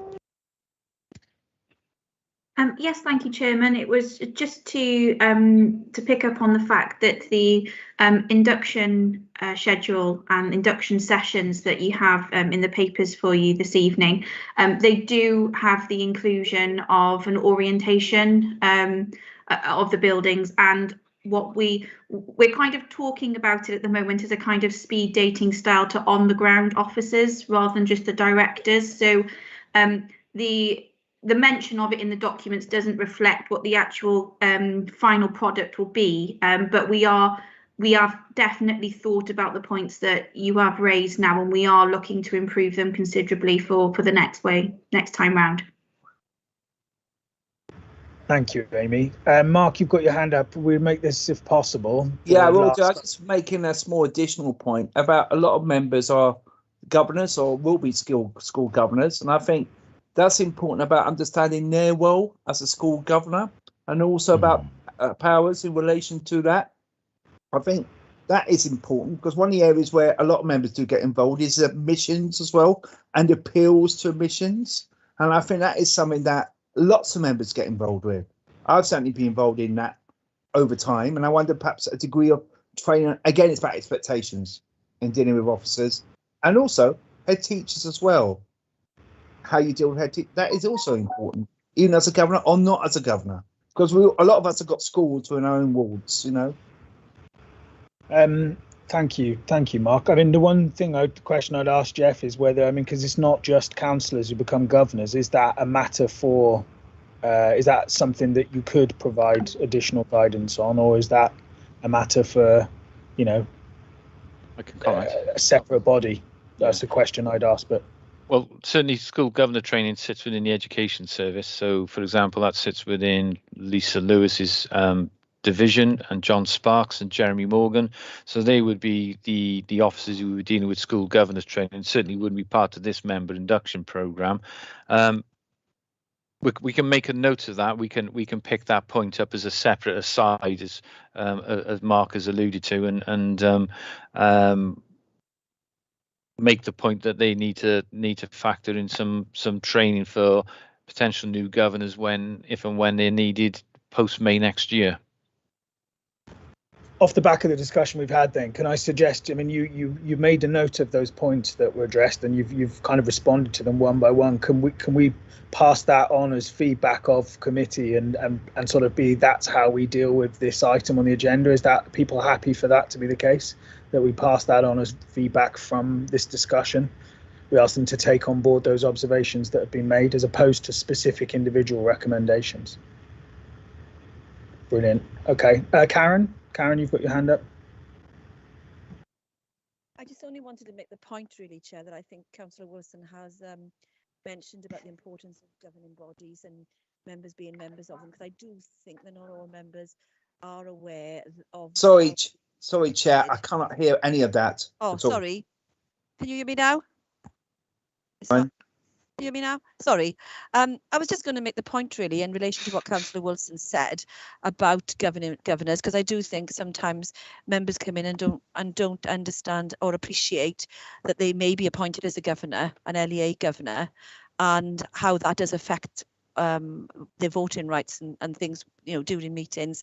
And I think that is an element that we could expand a bit more on, possibly around code of conduct training, around being a minority governor if you are, because there are different rules around code of conduct, and obviously your involvement as a governor and how that affects discussions at committee. So I think that is a further point that can be taken. I just want to expand on that in relation to that. I know we send a lot of advice out around those elements, but sometimes I think when members take up their elected member role, they're probably not aware of how that appointment process is extended when you're a member. So it's not only a duty of being an elected member for your role, there's also other aspects like being a governor, like being on outside bodies, you know, that there is also more for you to do as you're elected. So I just take on board everything you're saying, really. Thanks, Karen. Okay.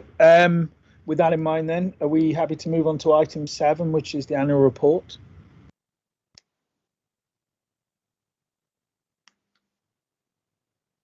Are you okay? Sorry. Okay, Karen, did you want to say something? Your hand's still up. No, sorry, it's legacy hand. Sorry. Okay, all right, thank you. Okay, Chairman, I'll basically take this next report also. So this is the annual report that I'm required to provide to the Democratic Services Committee. It's a statutory requirement in my part of my role. The purpose of the report is to provide the committee with an outline of the staff resources that sit currently within Democratic Services, and it's also a summary of the wide, diverse range of duties undertaken within the service throughout the last year, and ongoing developments and plans for the future. The team, or certainly the division, is broken up into 3 divisions. That's Karen Bowen's team, which is Democratic and Committee. We have the Freedom of Information Record Management and Land Charges team, which is managed by Tim Cousins.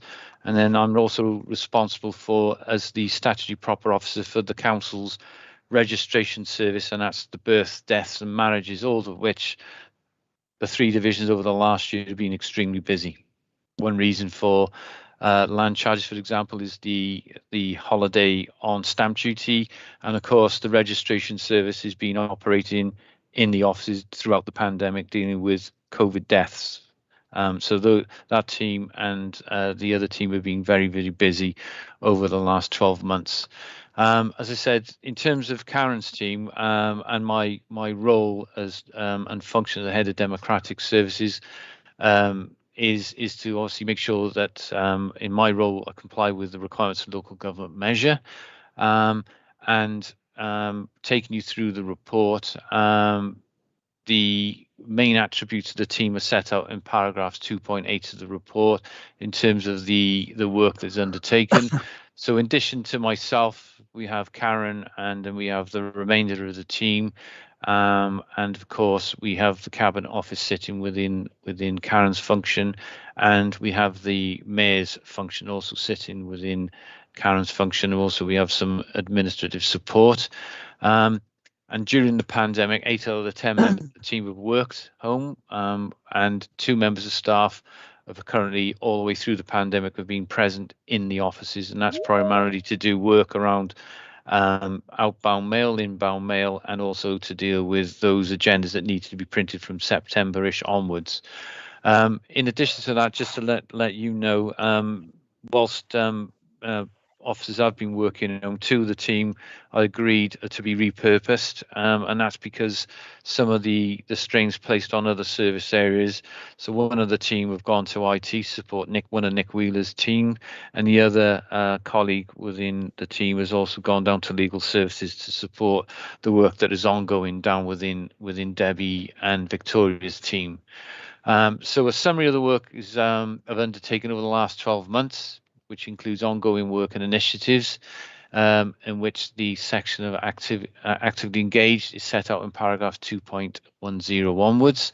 I'm not going to go through it in detail unless, of course, members want to specifically ask me a question, but it is relatively what it is.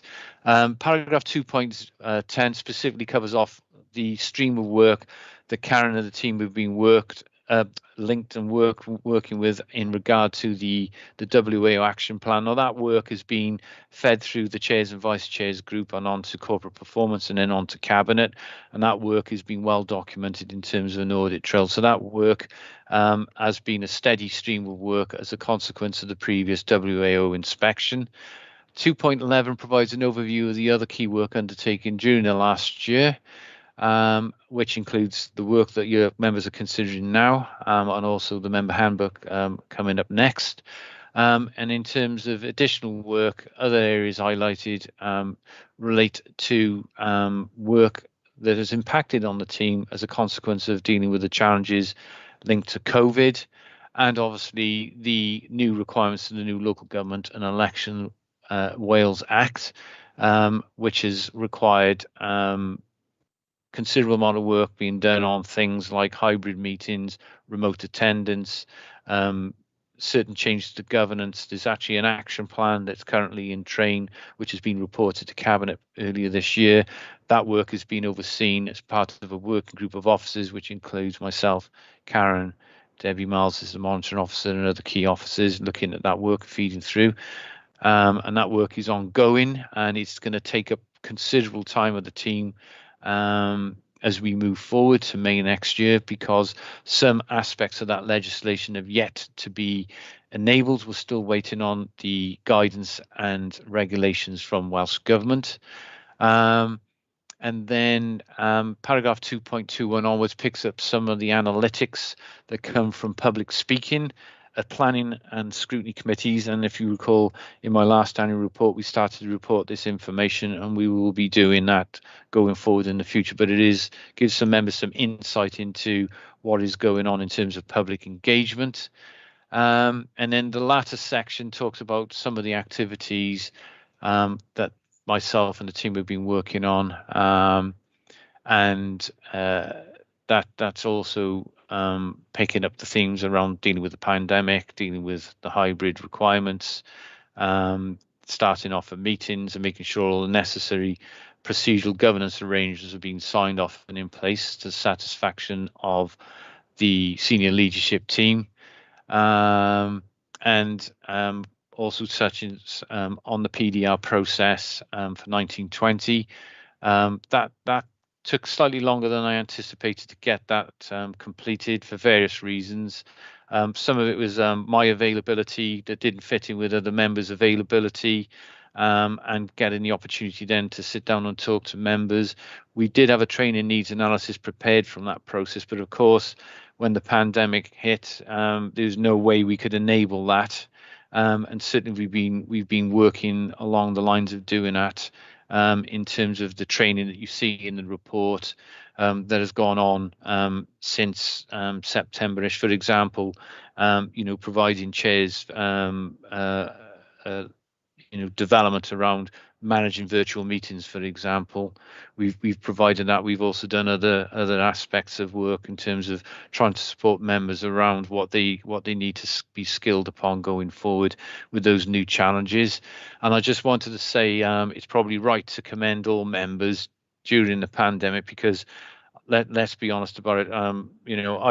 I don't mind taking criticism for not getting meetings off the ground until September. Simply turning on meetings hasn't been as easily for this authority because of various requirements around IT security measures, also the requirements to get our governance processes cleared and signed off. I personally would have liked it to happen a bit quicker than it did, but it just wasn't feasible and practical to get it off the ground before the September, having regard to discussions with senior leadership team and other senior elected members of the authority. But I did want to place on record my thanks to members for being patient on this. I know it hasn't been easy. I know the rigor of getting online and the anxiety and stress it has created for members, trying to dial into meetings and coming off meetings for various technical issues. I accept it hasn't been perfect for a number of reasons, but I have to say Karen's team have been absolutely marvelous in terms of doing what they've done. They've worked on long hours, often sometimes at their own family's detriment. In my view, they've been working tremendously hard to get all the meeting protocols in place and all the processes in place, and I think that's very important to make sure that members and colleagues within the team are acknowledged for that very, very hard work. there has been significant resources challenges for the team. As I said, it's a small team, diverse. We traverse across a lot of areas of the authority. Those areas, as I said, are already covered off in the report. And again, IT as well, ICT services. I think Nick mentioned it on his update about the work that has been going on with colleagues in both teams, and it has been a tremendous effort from the team to get things up and running, and also, to support elected members, giving elected members, some insight and training on how to get into meetings, how to do's and don'ts and all that sort of stuff. I know it's been a little bit of a gear shift for members moving through this process, but again, I do appreciate members' patience in this process. It hasn't been easy for members, and I wholeheartedly accept that. Of course, we provided the how-to guides for members to work through that. And then from paragraph 2.3.1 onwards, some of the work that's been specifically picked up around the scrutiny committees, and we've given you some examples of the work that has been done by the scrutiny committees. And of course, that will feed into the scrutiny committee annual report later in this year, which will get reported on to full council. And the last area I just wanted to highlight to members, and that's the work that will be coming as part of the team's work programme going forward, is simply those areas I've already touched upon around the Local Government and Elections Bill Act. They are contained in the action plan that is up and running. For example, there's going to be a requirement to implement hybrid meeting solution. We've got to procure and implement a dual language remote meeting facility that sits alongside that. All this has got to be done before May of next year. We've got other things, for example, that requires the legislation, the new act that requires us to do. For example, the council to have an e-petition scheme. And of course, we'll be looking at working with colleagues in the performance team around what a new public participation strategy will look like going forward in terms of a transparent decision-making process, which is again another theme from the Local Government and Elections Wales Act. What else have I got to say about that? Other than we're obviously working on preparations for the induction process. The team are obviously engaged with school admissions. I think Councillor Wilson talked about school admissions, and probably why we shouldn't give members training on school admissions, because Karen's team act as the independent body for school admissions appeals. So that's another good reason why perhaps we shouldn't be doing anything more structured around supporting members, because we need to keep our hands clean in that respect. And that's probably why I was alluding to the education team to support members. But to conclude, the report highlights the challenges faced by the team and the priorities and workloads going forward, noting the fact that some of the work has been adversely affected because of COVID. Happy to take any questions. Thanks, Jeff, and thank you for the detailed report. It is very much appreciated. It looks like Karen wants to come in. Do you want to do that before or after Sandra's responded to the report? It's up to you. And Sally wants to come in as well, I believe. Oh, sorry, Sandra, have you put your hand down? Okay, so it's just Sally and Karen then. Go ahead, Karen. Okay. Okay, thank you. I can't hear Karen. Yes, thank you very much. Can you hear me again? Yeah, better now. Yeah. I only just wanted to mention on behalf of what Jeff had said regarding the team, and I would just want to offer my thanks to all my team for everything, and as well to members, because it has been a learning curve for all of us. With regards to one aspect Jeff mentioned, which is public participation, I just wanted to advise members. I'm assuming some of you would have already been informed via social media, because we've started very recently putting out the details of meetings on social media. And if you've seen that, that's great, because obviously we're raising public awareness more and more about what we're going to be doing in the future and what meetings are coming up. We obviously have to develop the public participation strategy as a council, but we have been working with the comms team now, so that over the coming months you will see that we'll be looking at matters of interest, particularly going forward from September, because obviously we're finishing meetings now at the end of the summer for the recess. But going forward, the view is to put as much out there as we can in order for the public to engage as much as they can with us. So it's an ongoing work, and it's something we've reported to Scrutiny Chairs and Vice, who have been more than supportive. As you will appreciate, public engagement is a big aspect of our work. Thank you very much. Thank you, Karen. Sally first, then, please. Thank you, Chair. Just two statements, really. Just to say that the YouTube viewing figures were interesting to look at. And I'd just like to say that the reports, the agendas, the minutes, I'd just like to say how well done they are. They're always excellent in regard to the spelling, punctuation and the presentation. And I just wanted to say well done on that. Thank you. Thank you. Over to you, Neil. Yeah, thanks, Chair. Yeah, I basically want to echo what Sally's just said about the kind of support we're getting from Karen and her team, and support what Jeff was saying about the work that they've been doing over the last year. I have a similar a question, really, similar to something that Sally raised, and that's the YouTube views of meetings and recordings. How many, have we got any indication how many of these are actual people, and as opposed to members of staff checking what we're saying about their various directorates? So how many people from outside the organisation may be viewing? I'm guessing that there's no way of checking that because it's YouTube. As somebody who runs a YouTube channel, you can't break down the analytics in that detail. And apart from checking the country of IP and stuff, so presumably most of our viewers are UK based. Yeah, not just UK based. I'm guessing most of our viewers are actually council employees. I don't think you can mine down that detail, unfortunately, with YouTube. No, that's a shame. Oh well, thank you. Mark. Thank you, Chair. I also want to echo how wonderful the reports are, and the speediness of them being produced. But I also like to make a suggestion. Although it could be quite controversial, but I know we have these YouTube videos, but have we thought about perhaps producing a small summary, like a sway presentation in terms of decisions made or recommendations made by scrutiny or other council meetings, just trying to get the public more involved? Because to be honest, if I was facing a 2-hour meeting, no one has a particular personal interest in a matter like planning, for example, I wouldn't watch it. But if I knew there was a summary of it for 5 minutes or whatever, maybe I would watch that.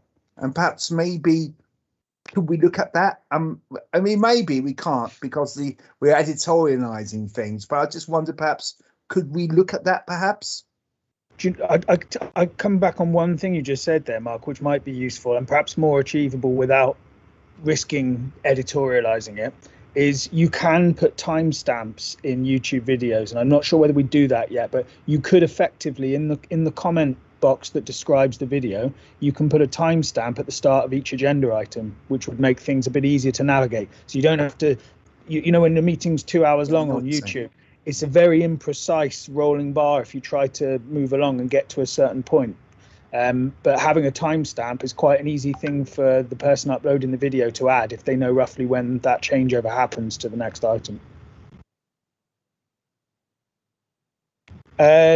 Michael? Sorry, just echoing what everybody else has said about the way that our meetings are prepared and reported on. It really is very well done indeed. But again, echoing what people are saying, the response to YouTube and whatever, and response from the public in general is never awfully good.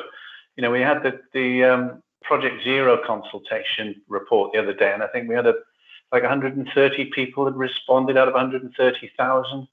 I'm not saying this is not a criticism of anybody, but is there a way that we can find of engaging or getting the public to engage with us? Perhaps they're not interested, I don't know. Perhaps we place too much reliance on social media.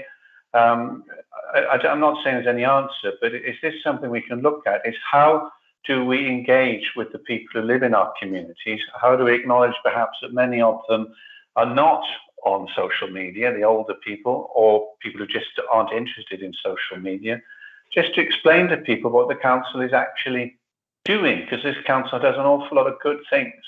But as I say, that's just an observation and a question for the future. How do we engage better with the public? That's all.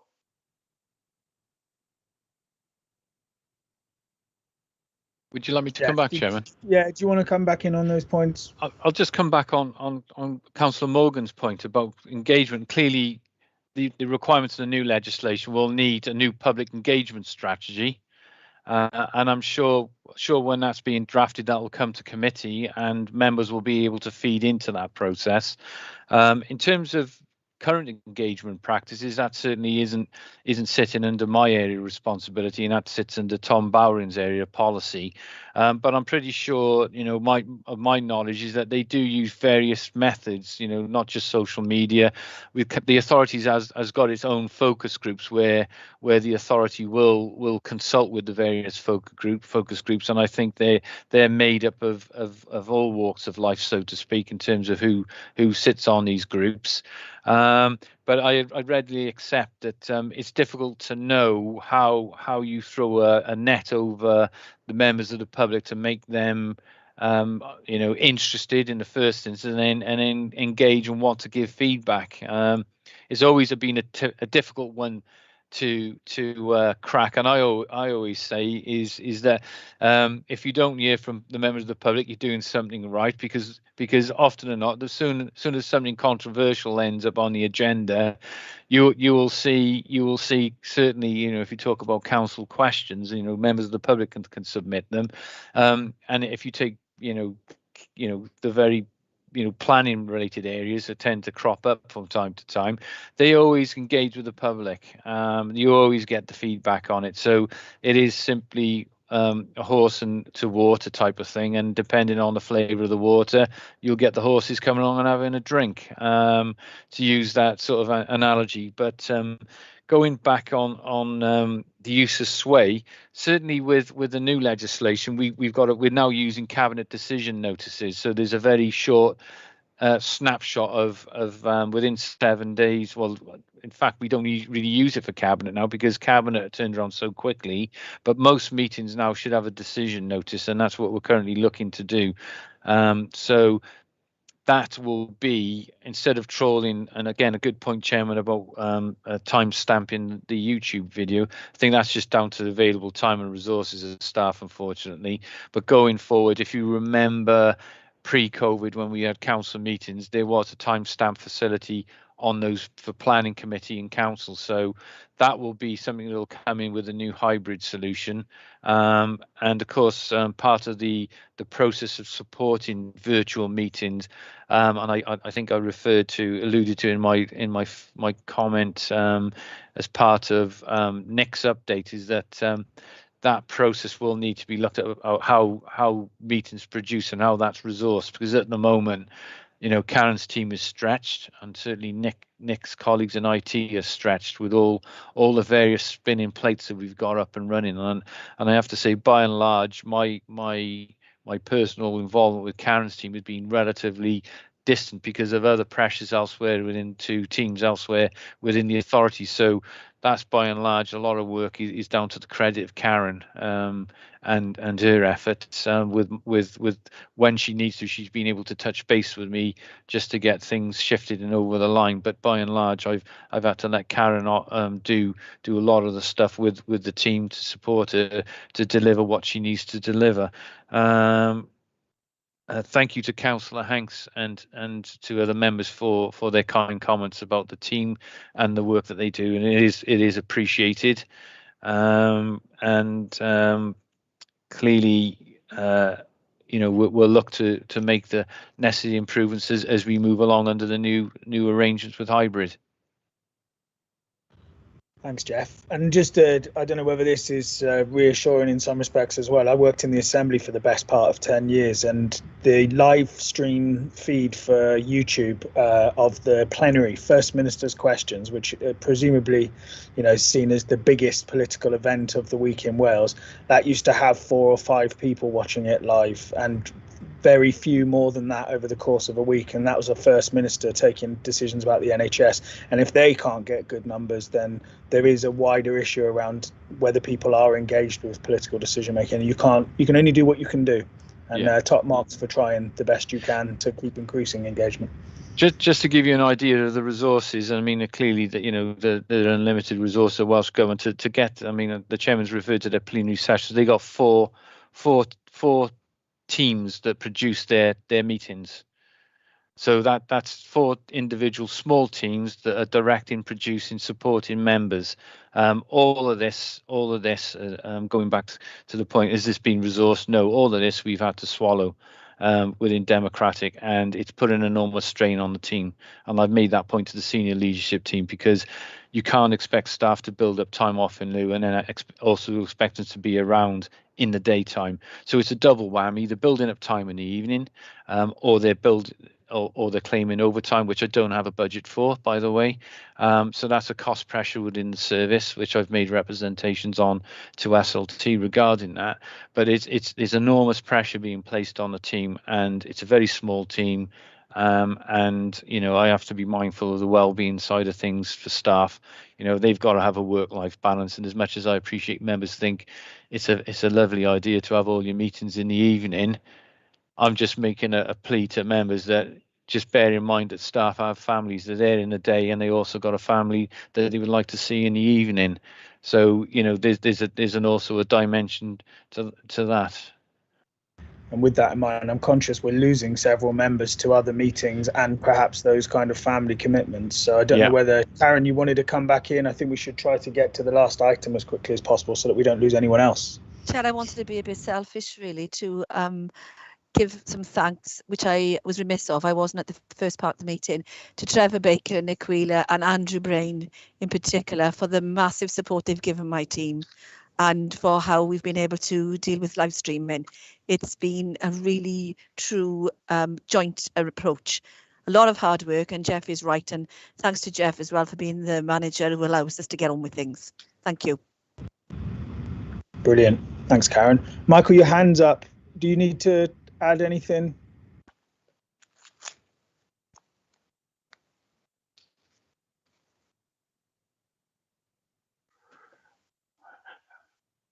Can't hear you. No, sorry, my hand was still up from the last time. I put it back down. Now. Sorry. So, I mean, pretty much we're noting this report, and we've given our observations and had a discussion. So, happy for that to go forward as we've done on previous items. Item 8, therefore, is the Draft Candidate and Elected Member Handbook 22 edition. My favourite one so far.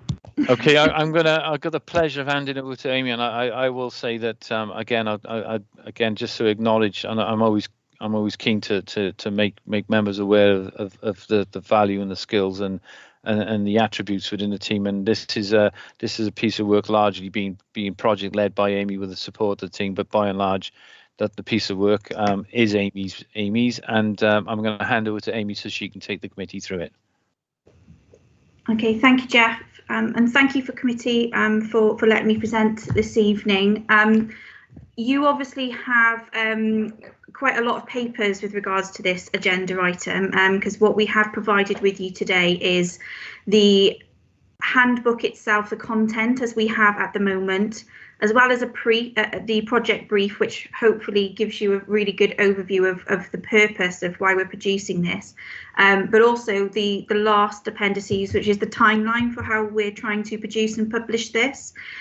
So just by way of a little bit of context, back in 2017, as Jeff has alluded to, we had conversations with a variety of members from the 2017 cohort, and we found as a team, the primary team offering support to you as members, that there was common themes and there was some expectations that weren't met, and there was some basic information that were being repeated and things we thought that would be really helpful for you. We obviously did our best to address those at the time and have continued to support the 2017 cohort throughout. But what we are now doing, looking ahead to the 2022 election, what we wanted to do is produce a resource that is a soft touch introduction to what will eventually become more detailed information as part of the member induction and development event that you've considered earlier on the agenda this evening. So what we have tried to do is produce a handbook which is in layman's terms. It doesn't go into too much depth about legislation or too much information that is provided in the formal training, but it is to manage expectations for individuals at the candidate election stage. So what we are hoping is to publish this once we have the candidates for the 2022 election confirmed. So they've completed their nominations. We know who they are.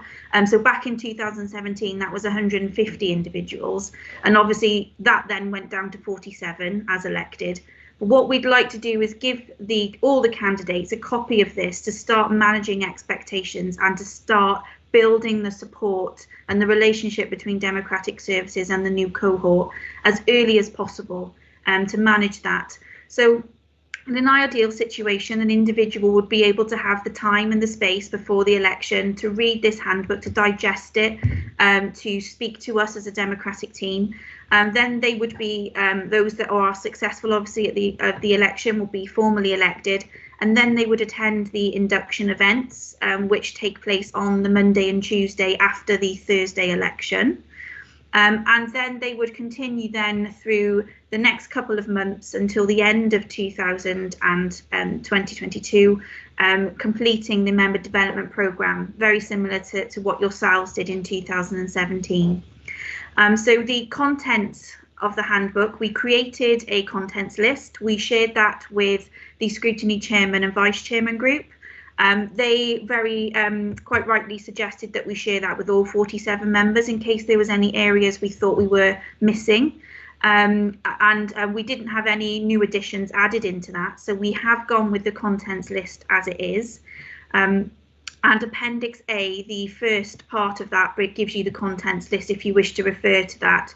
And then we have given you the content as it is at the moment for every other section of the handbook. So I appreciate that it's quite a lot to look at, and by all means, if you have thoughts later on when you've had more time to digest things, or you want to check back to see if there's anything missing, by all means, please feel free to get in touch with myself and the team. So we are asking you through the recommendations today to endorse the contents as it is at the moment, because as I'm sure you appreciate, the content will continue to develop right up until publication, which will be around March, beginning of April next year. But what we need to do is get the majority of the bulk of the content approved via Cabinet in order to start the graphics process to actually make it a formal corporate document. So we're asking for your endorsement today, or any thoughts or comments you have for how we need to tweak that content ahead of providing it to Cabinet for approval, for then us to go through into graphics. And Appendix C in front of you tonight shows the timeline that describes how we're going to do that, and how we're going to finally publish and hope that the handbook will be helpful. So obviously I don't want to go through every single section because we don't have the time for that tonight. And I do appreciate that there is a lot of content and you may not feel like you've had time to consider everything in depth. But what I will say is I have listened with real intrigue tonight with the other items that you've discussed. And I am very pleased to say that a lot of those key points and the good intentions that we've all been talking about tonight, I do feel that they are reflected in some degree in the handbook content that we've got tonight. So I'm feeling very positive about that going forward. But any comments you have, I will take those away, and I will edit the content that you've been provided with tonight to give to Cabinet for further consideration. Thank you, Chair. Thank you. And yeah, as you said, we've had an opportunity to look at the paperwork already. We've had an opportunity to discuss some of these things. It's great to hear that quite a lot of this is going to be, or is already covered in that. We do have a couple of people who are looking to speak, or at least Mark's got his hands up. Do you want to come in first, Mark? Yeah, thank you, Chair. I mean, I think this is very good. We've seen it already, but I was going to ask you a question. Obviously, I did mention a point before about personal safety for members, and making sure that people are aware of how to conduct themselves with members of the public and also with officers as well. So I think we could encompass something to that degree about making sure that people feel safe and about safeguarding, so that they are aware of what their role is as a councillor on this. And also, I think perhaps sometimes some members are maybe solution focused rather than hearing problems. And I think perhaps a degree on looking at the role of a councillor as opposed to a role of counselling people, I think is worth thinking about as well. Because sometimes as members, some members are very concerned about providing solutions. Other members are saying, well, we give you the means for you to find that solution, as it were, in the sense that you're a councillor as opposed to being a councillor. And I think perhaps a little discussion about that would be helpful as well, because I do think, the well-elected member, I think some elected members think we're focused on the solution, but really what we should also be thinking about is provide a means to the solution for that member of the public, rather than just being focused on this is how you solve it, this is how you sort it, Would you like me to come back, Chair, or? Sure. Yeah, no, it makes sense. Yeah. There's no one else with the hand up at the moment, so. Okay, yeah. Well, all I would say is just listening to what Councillor Wilson was saying there are two sections within the handbook that both those points would quite naturally sit in. With regards to personal safety, there is a guide to personal safety towards the end of the handbook for members. And as discussions continue with how we're going to provide and support members for the 2022 cohort, I can certainly build in the content and any decisions made, I can highlight and direct that candidate who then becomes an elected member to where that support is and how best to do that. And then with regards to Councillor Wilson's point about the role of the councillor, we have a section which is specifically called councillor roles, and I can certainly add a little paragraph in there to what I think Councillor Wilson was alluding to the ethos and the attitude of a councillor, rather than just what the everyday councillor role is to achieve. But I can certainly add that into that section to give that impression, if that is suitable for Councillor Wilson. Can I thank you for that, because I do think that I noticed a bit on personal safety. I just think it needs to be a bit beefed up about making sure that you feel safe and as you rightly said, let you know where people are and make sure if you are on your own that people know where you are. That's basic sort of common sense, but you'd be surprised that always does happen. And also making sure that you're aware of the requirement checks of other people. I mean, you mentioned GDPR. I think Neil mentioned GDPR earlier on, and I think people need to be aware of GDPR and how they manage their data effectively as well.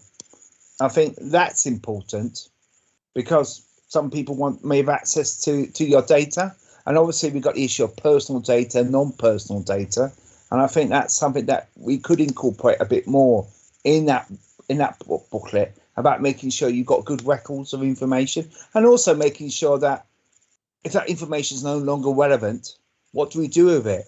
I suggest that we don't archive it, we destroy it. But again, I think something on that sort of basis could be worth implementing in there. I know we've had presentations before from Tim Cousins about this, and I know it's part of the training, but I do think perhaps in the booklet as well could be a bit emphasised on that. Yeah, is my okay to come back, Chair, or would you like to bring in Councillor Morgan? No, absolutely.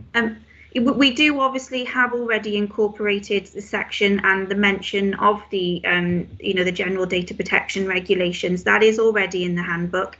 It's always a balance, because you don't want to provide too much that it overwhelms the reader, but you also want to make it clear that there is an expectation. I feel the content at the moment does do that. It does set out that members will have an expectation to comply with GDPR, and all I would say is that obviously the GDPR training session is also included then in the development programme later on.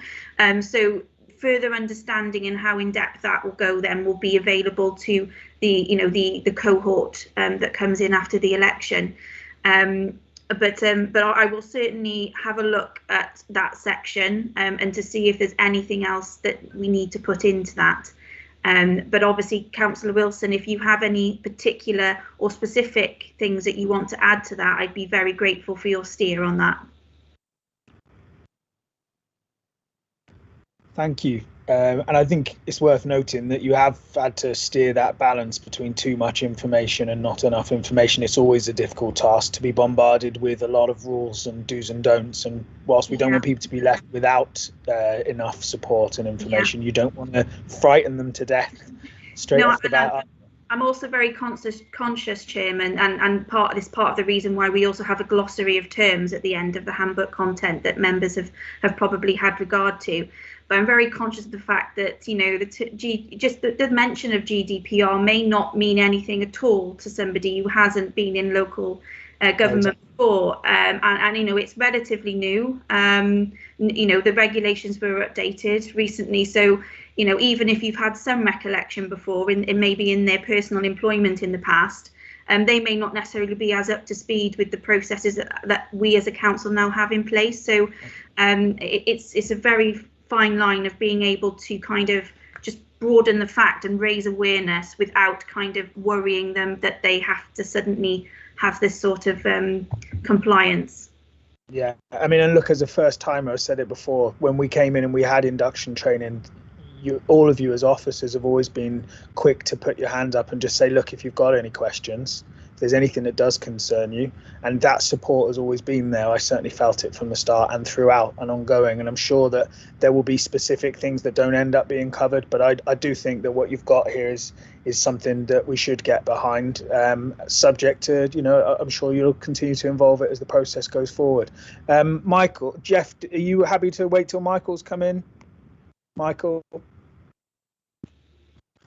That won't be long. Just thank you, Amy, for a splendid piece of work here. It must have taken months to put together. And just from a personal point of view, when I came onto the council, it wasn't immediately obvious to me what assistance there was for people like me who are really deaf, basically. And Amy was tremendously supportive of me and sorted me out. But I had to ask questions about the loops and stuff like that to find support, and I got that support. But I'm not sure whether there's anything in this guide, perhaps there is, for new councillors who have this kind of difficulty to find the answers, because some deaf people like me are not immediately pushing themselves forward when they have difficulty. I've always had the problem of just sitting and nodding when I'm not actually hearing what people are saying, and I think it's helpful to know that there is assistance available when it's needed.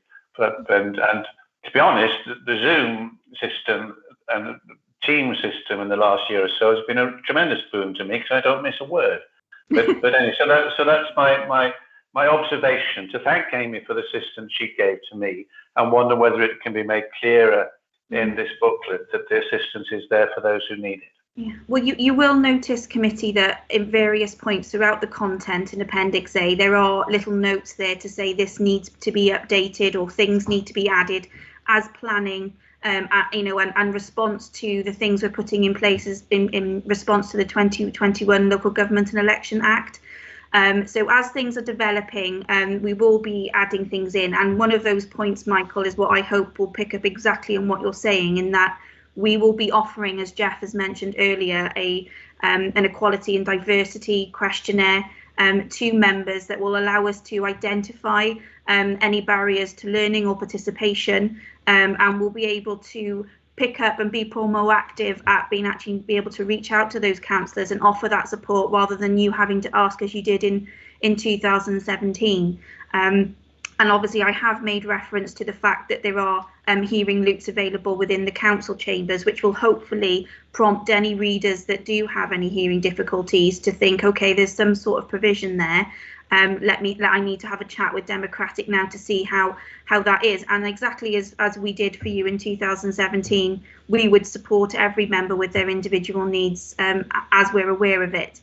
But we are very much hoping that the Equality and Diversity Survey, that will become a rolling process for us, and we'll certainly have to go through that process with the 2022 cohort, so we can identify that need much quicker and be more proactive to support you. Thanks. Jeff, did you want to come in?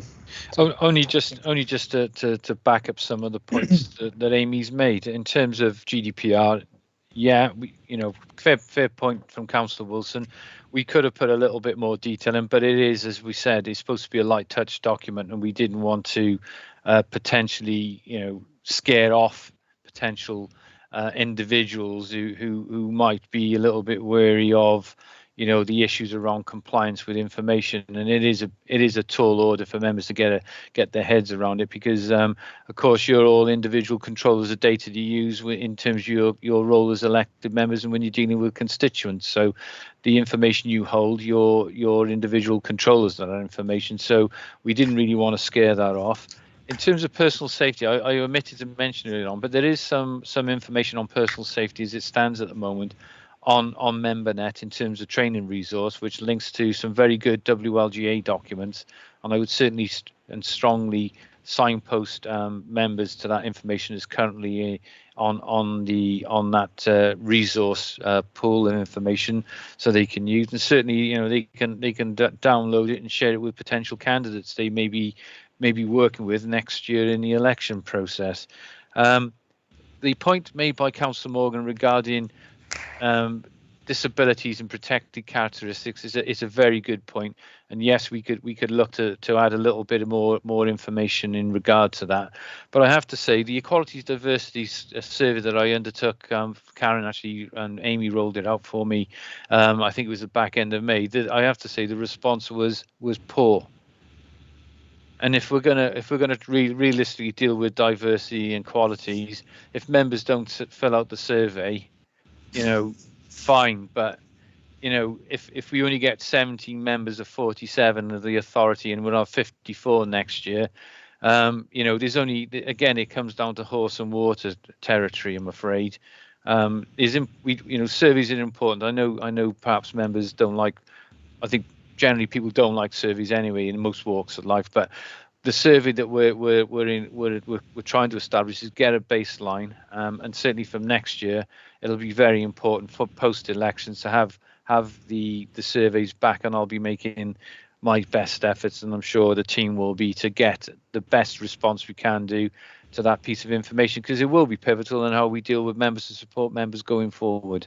That's the only other points I wanted to make, so thank you, Chair. Thank you, Jeff, and thank you, Amy.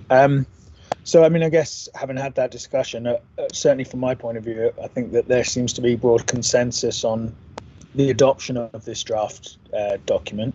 I think you've probably had some useful feedback throughout the meeting, and it's been a really interesting discussion from start to finish. So I'm happy that we could collectively give our consent to you taking that document to the next stage, if everyone else is in agreement. Yes. Happy. And you will all be very pleased to know that there are no urgent items. Well, good luck. Good luck. Okay. Yeah, thank you. Really appreciate it. And it's been a long meeting, but really interesting debates that we've had. So I'll see you all in due course, probably with +1. Thank you very much, Take Chair. care. See you soon. Yeah, all the best, Vince. Bye. Thank you. Good luck, Vince. Yeah. Good luck to your missus. Good luck. Yeah, indeed. See you soon. Take care. Cheers. Ta-da.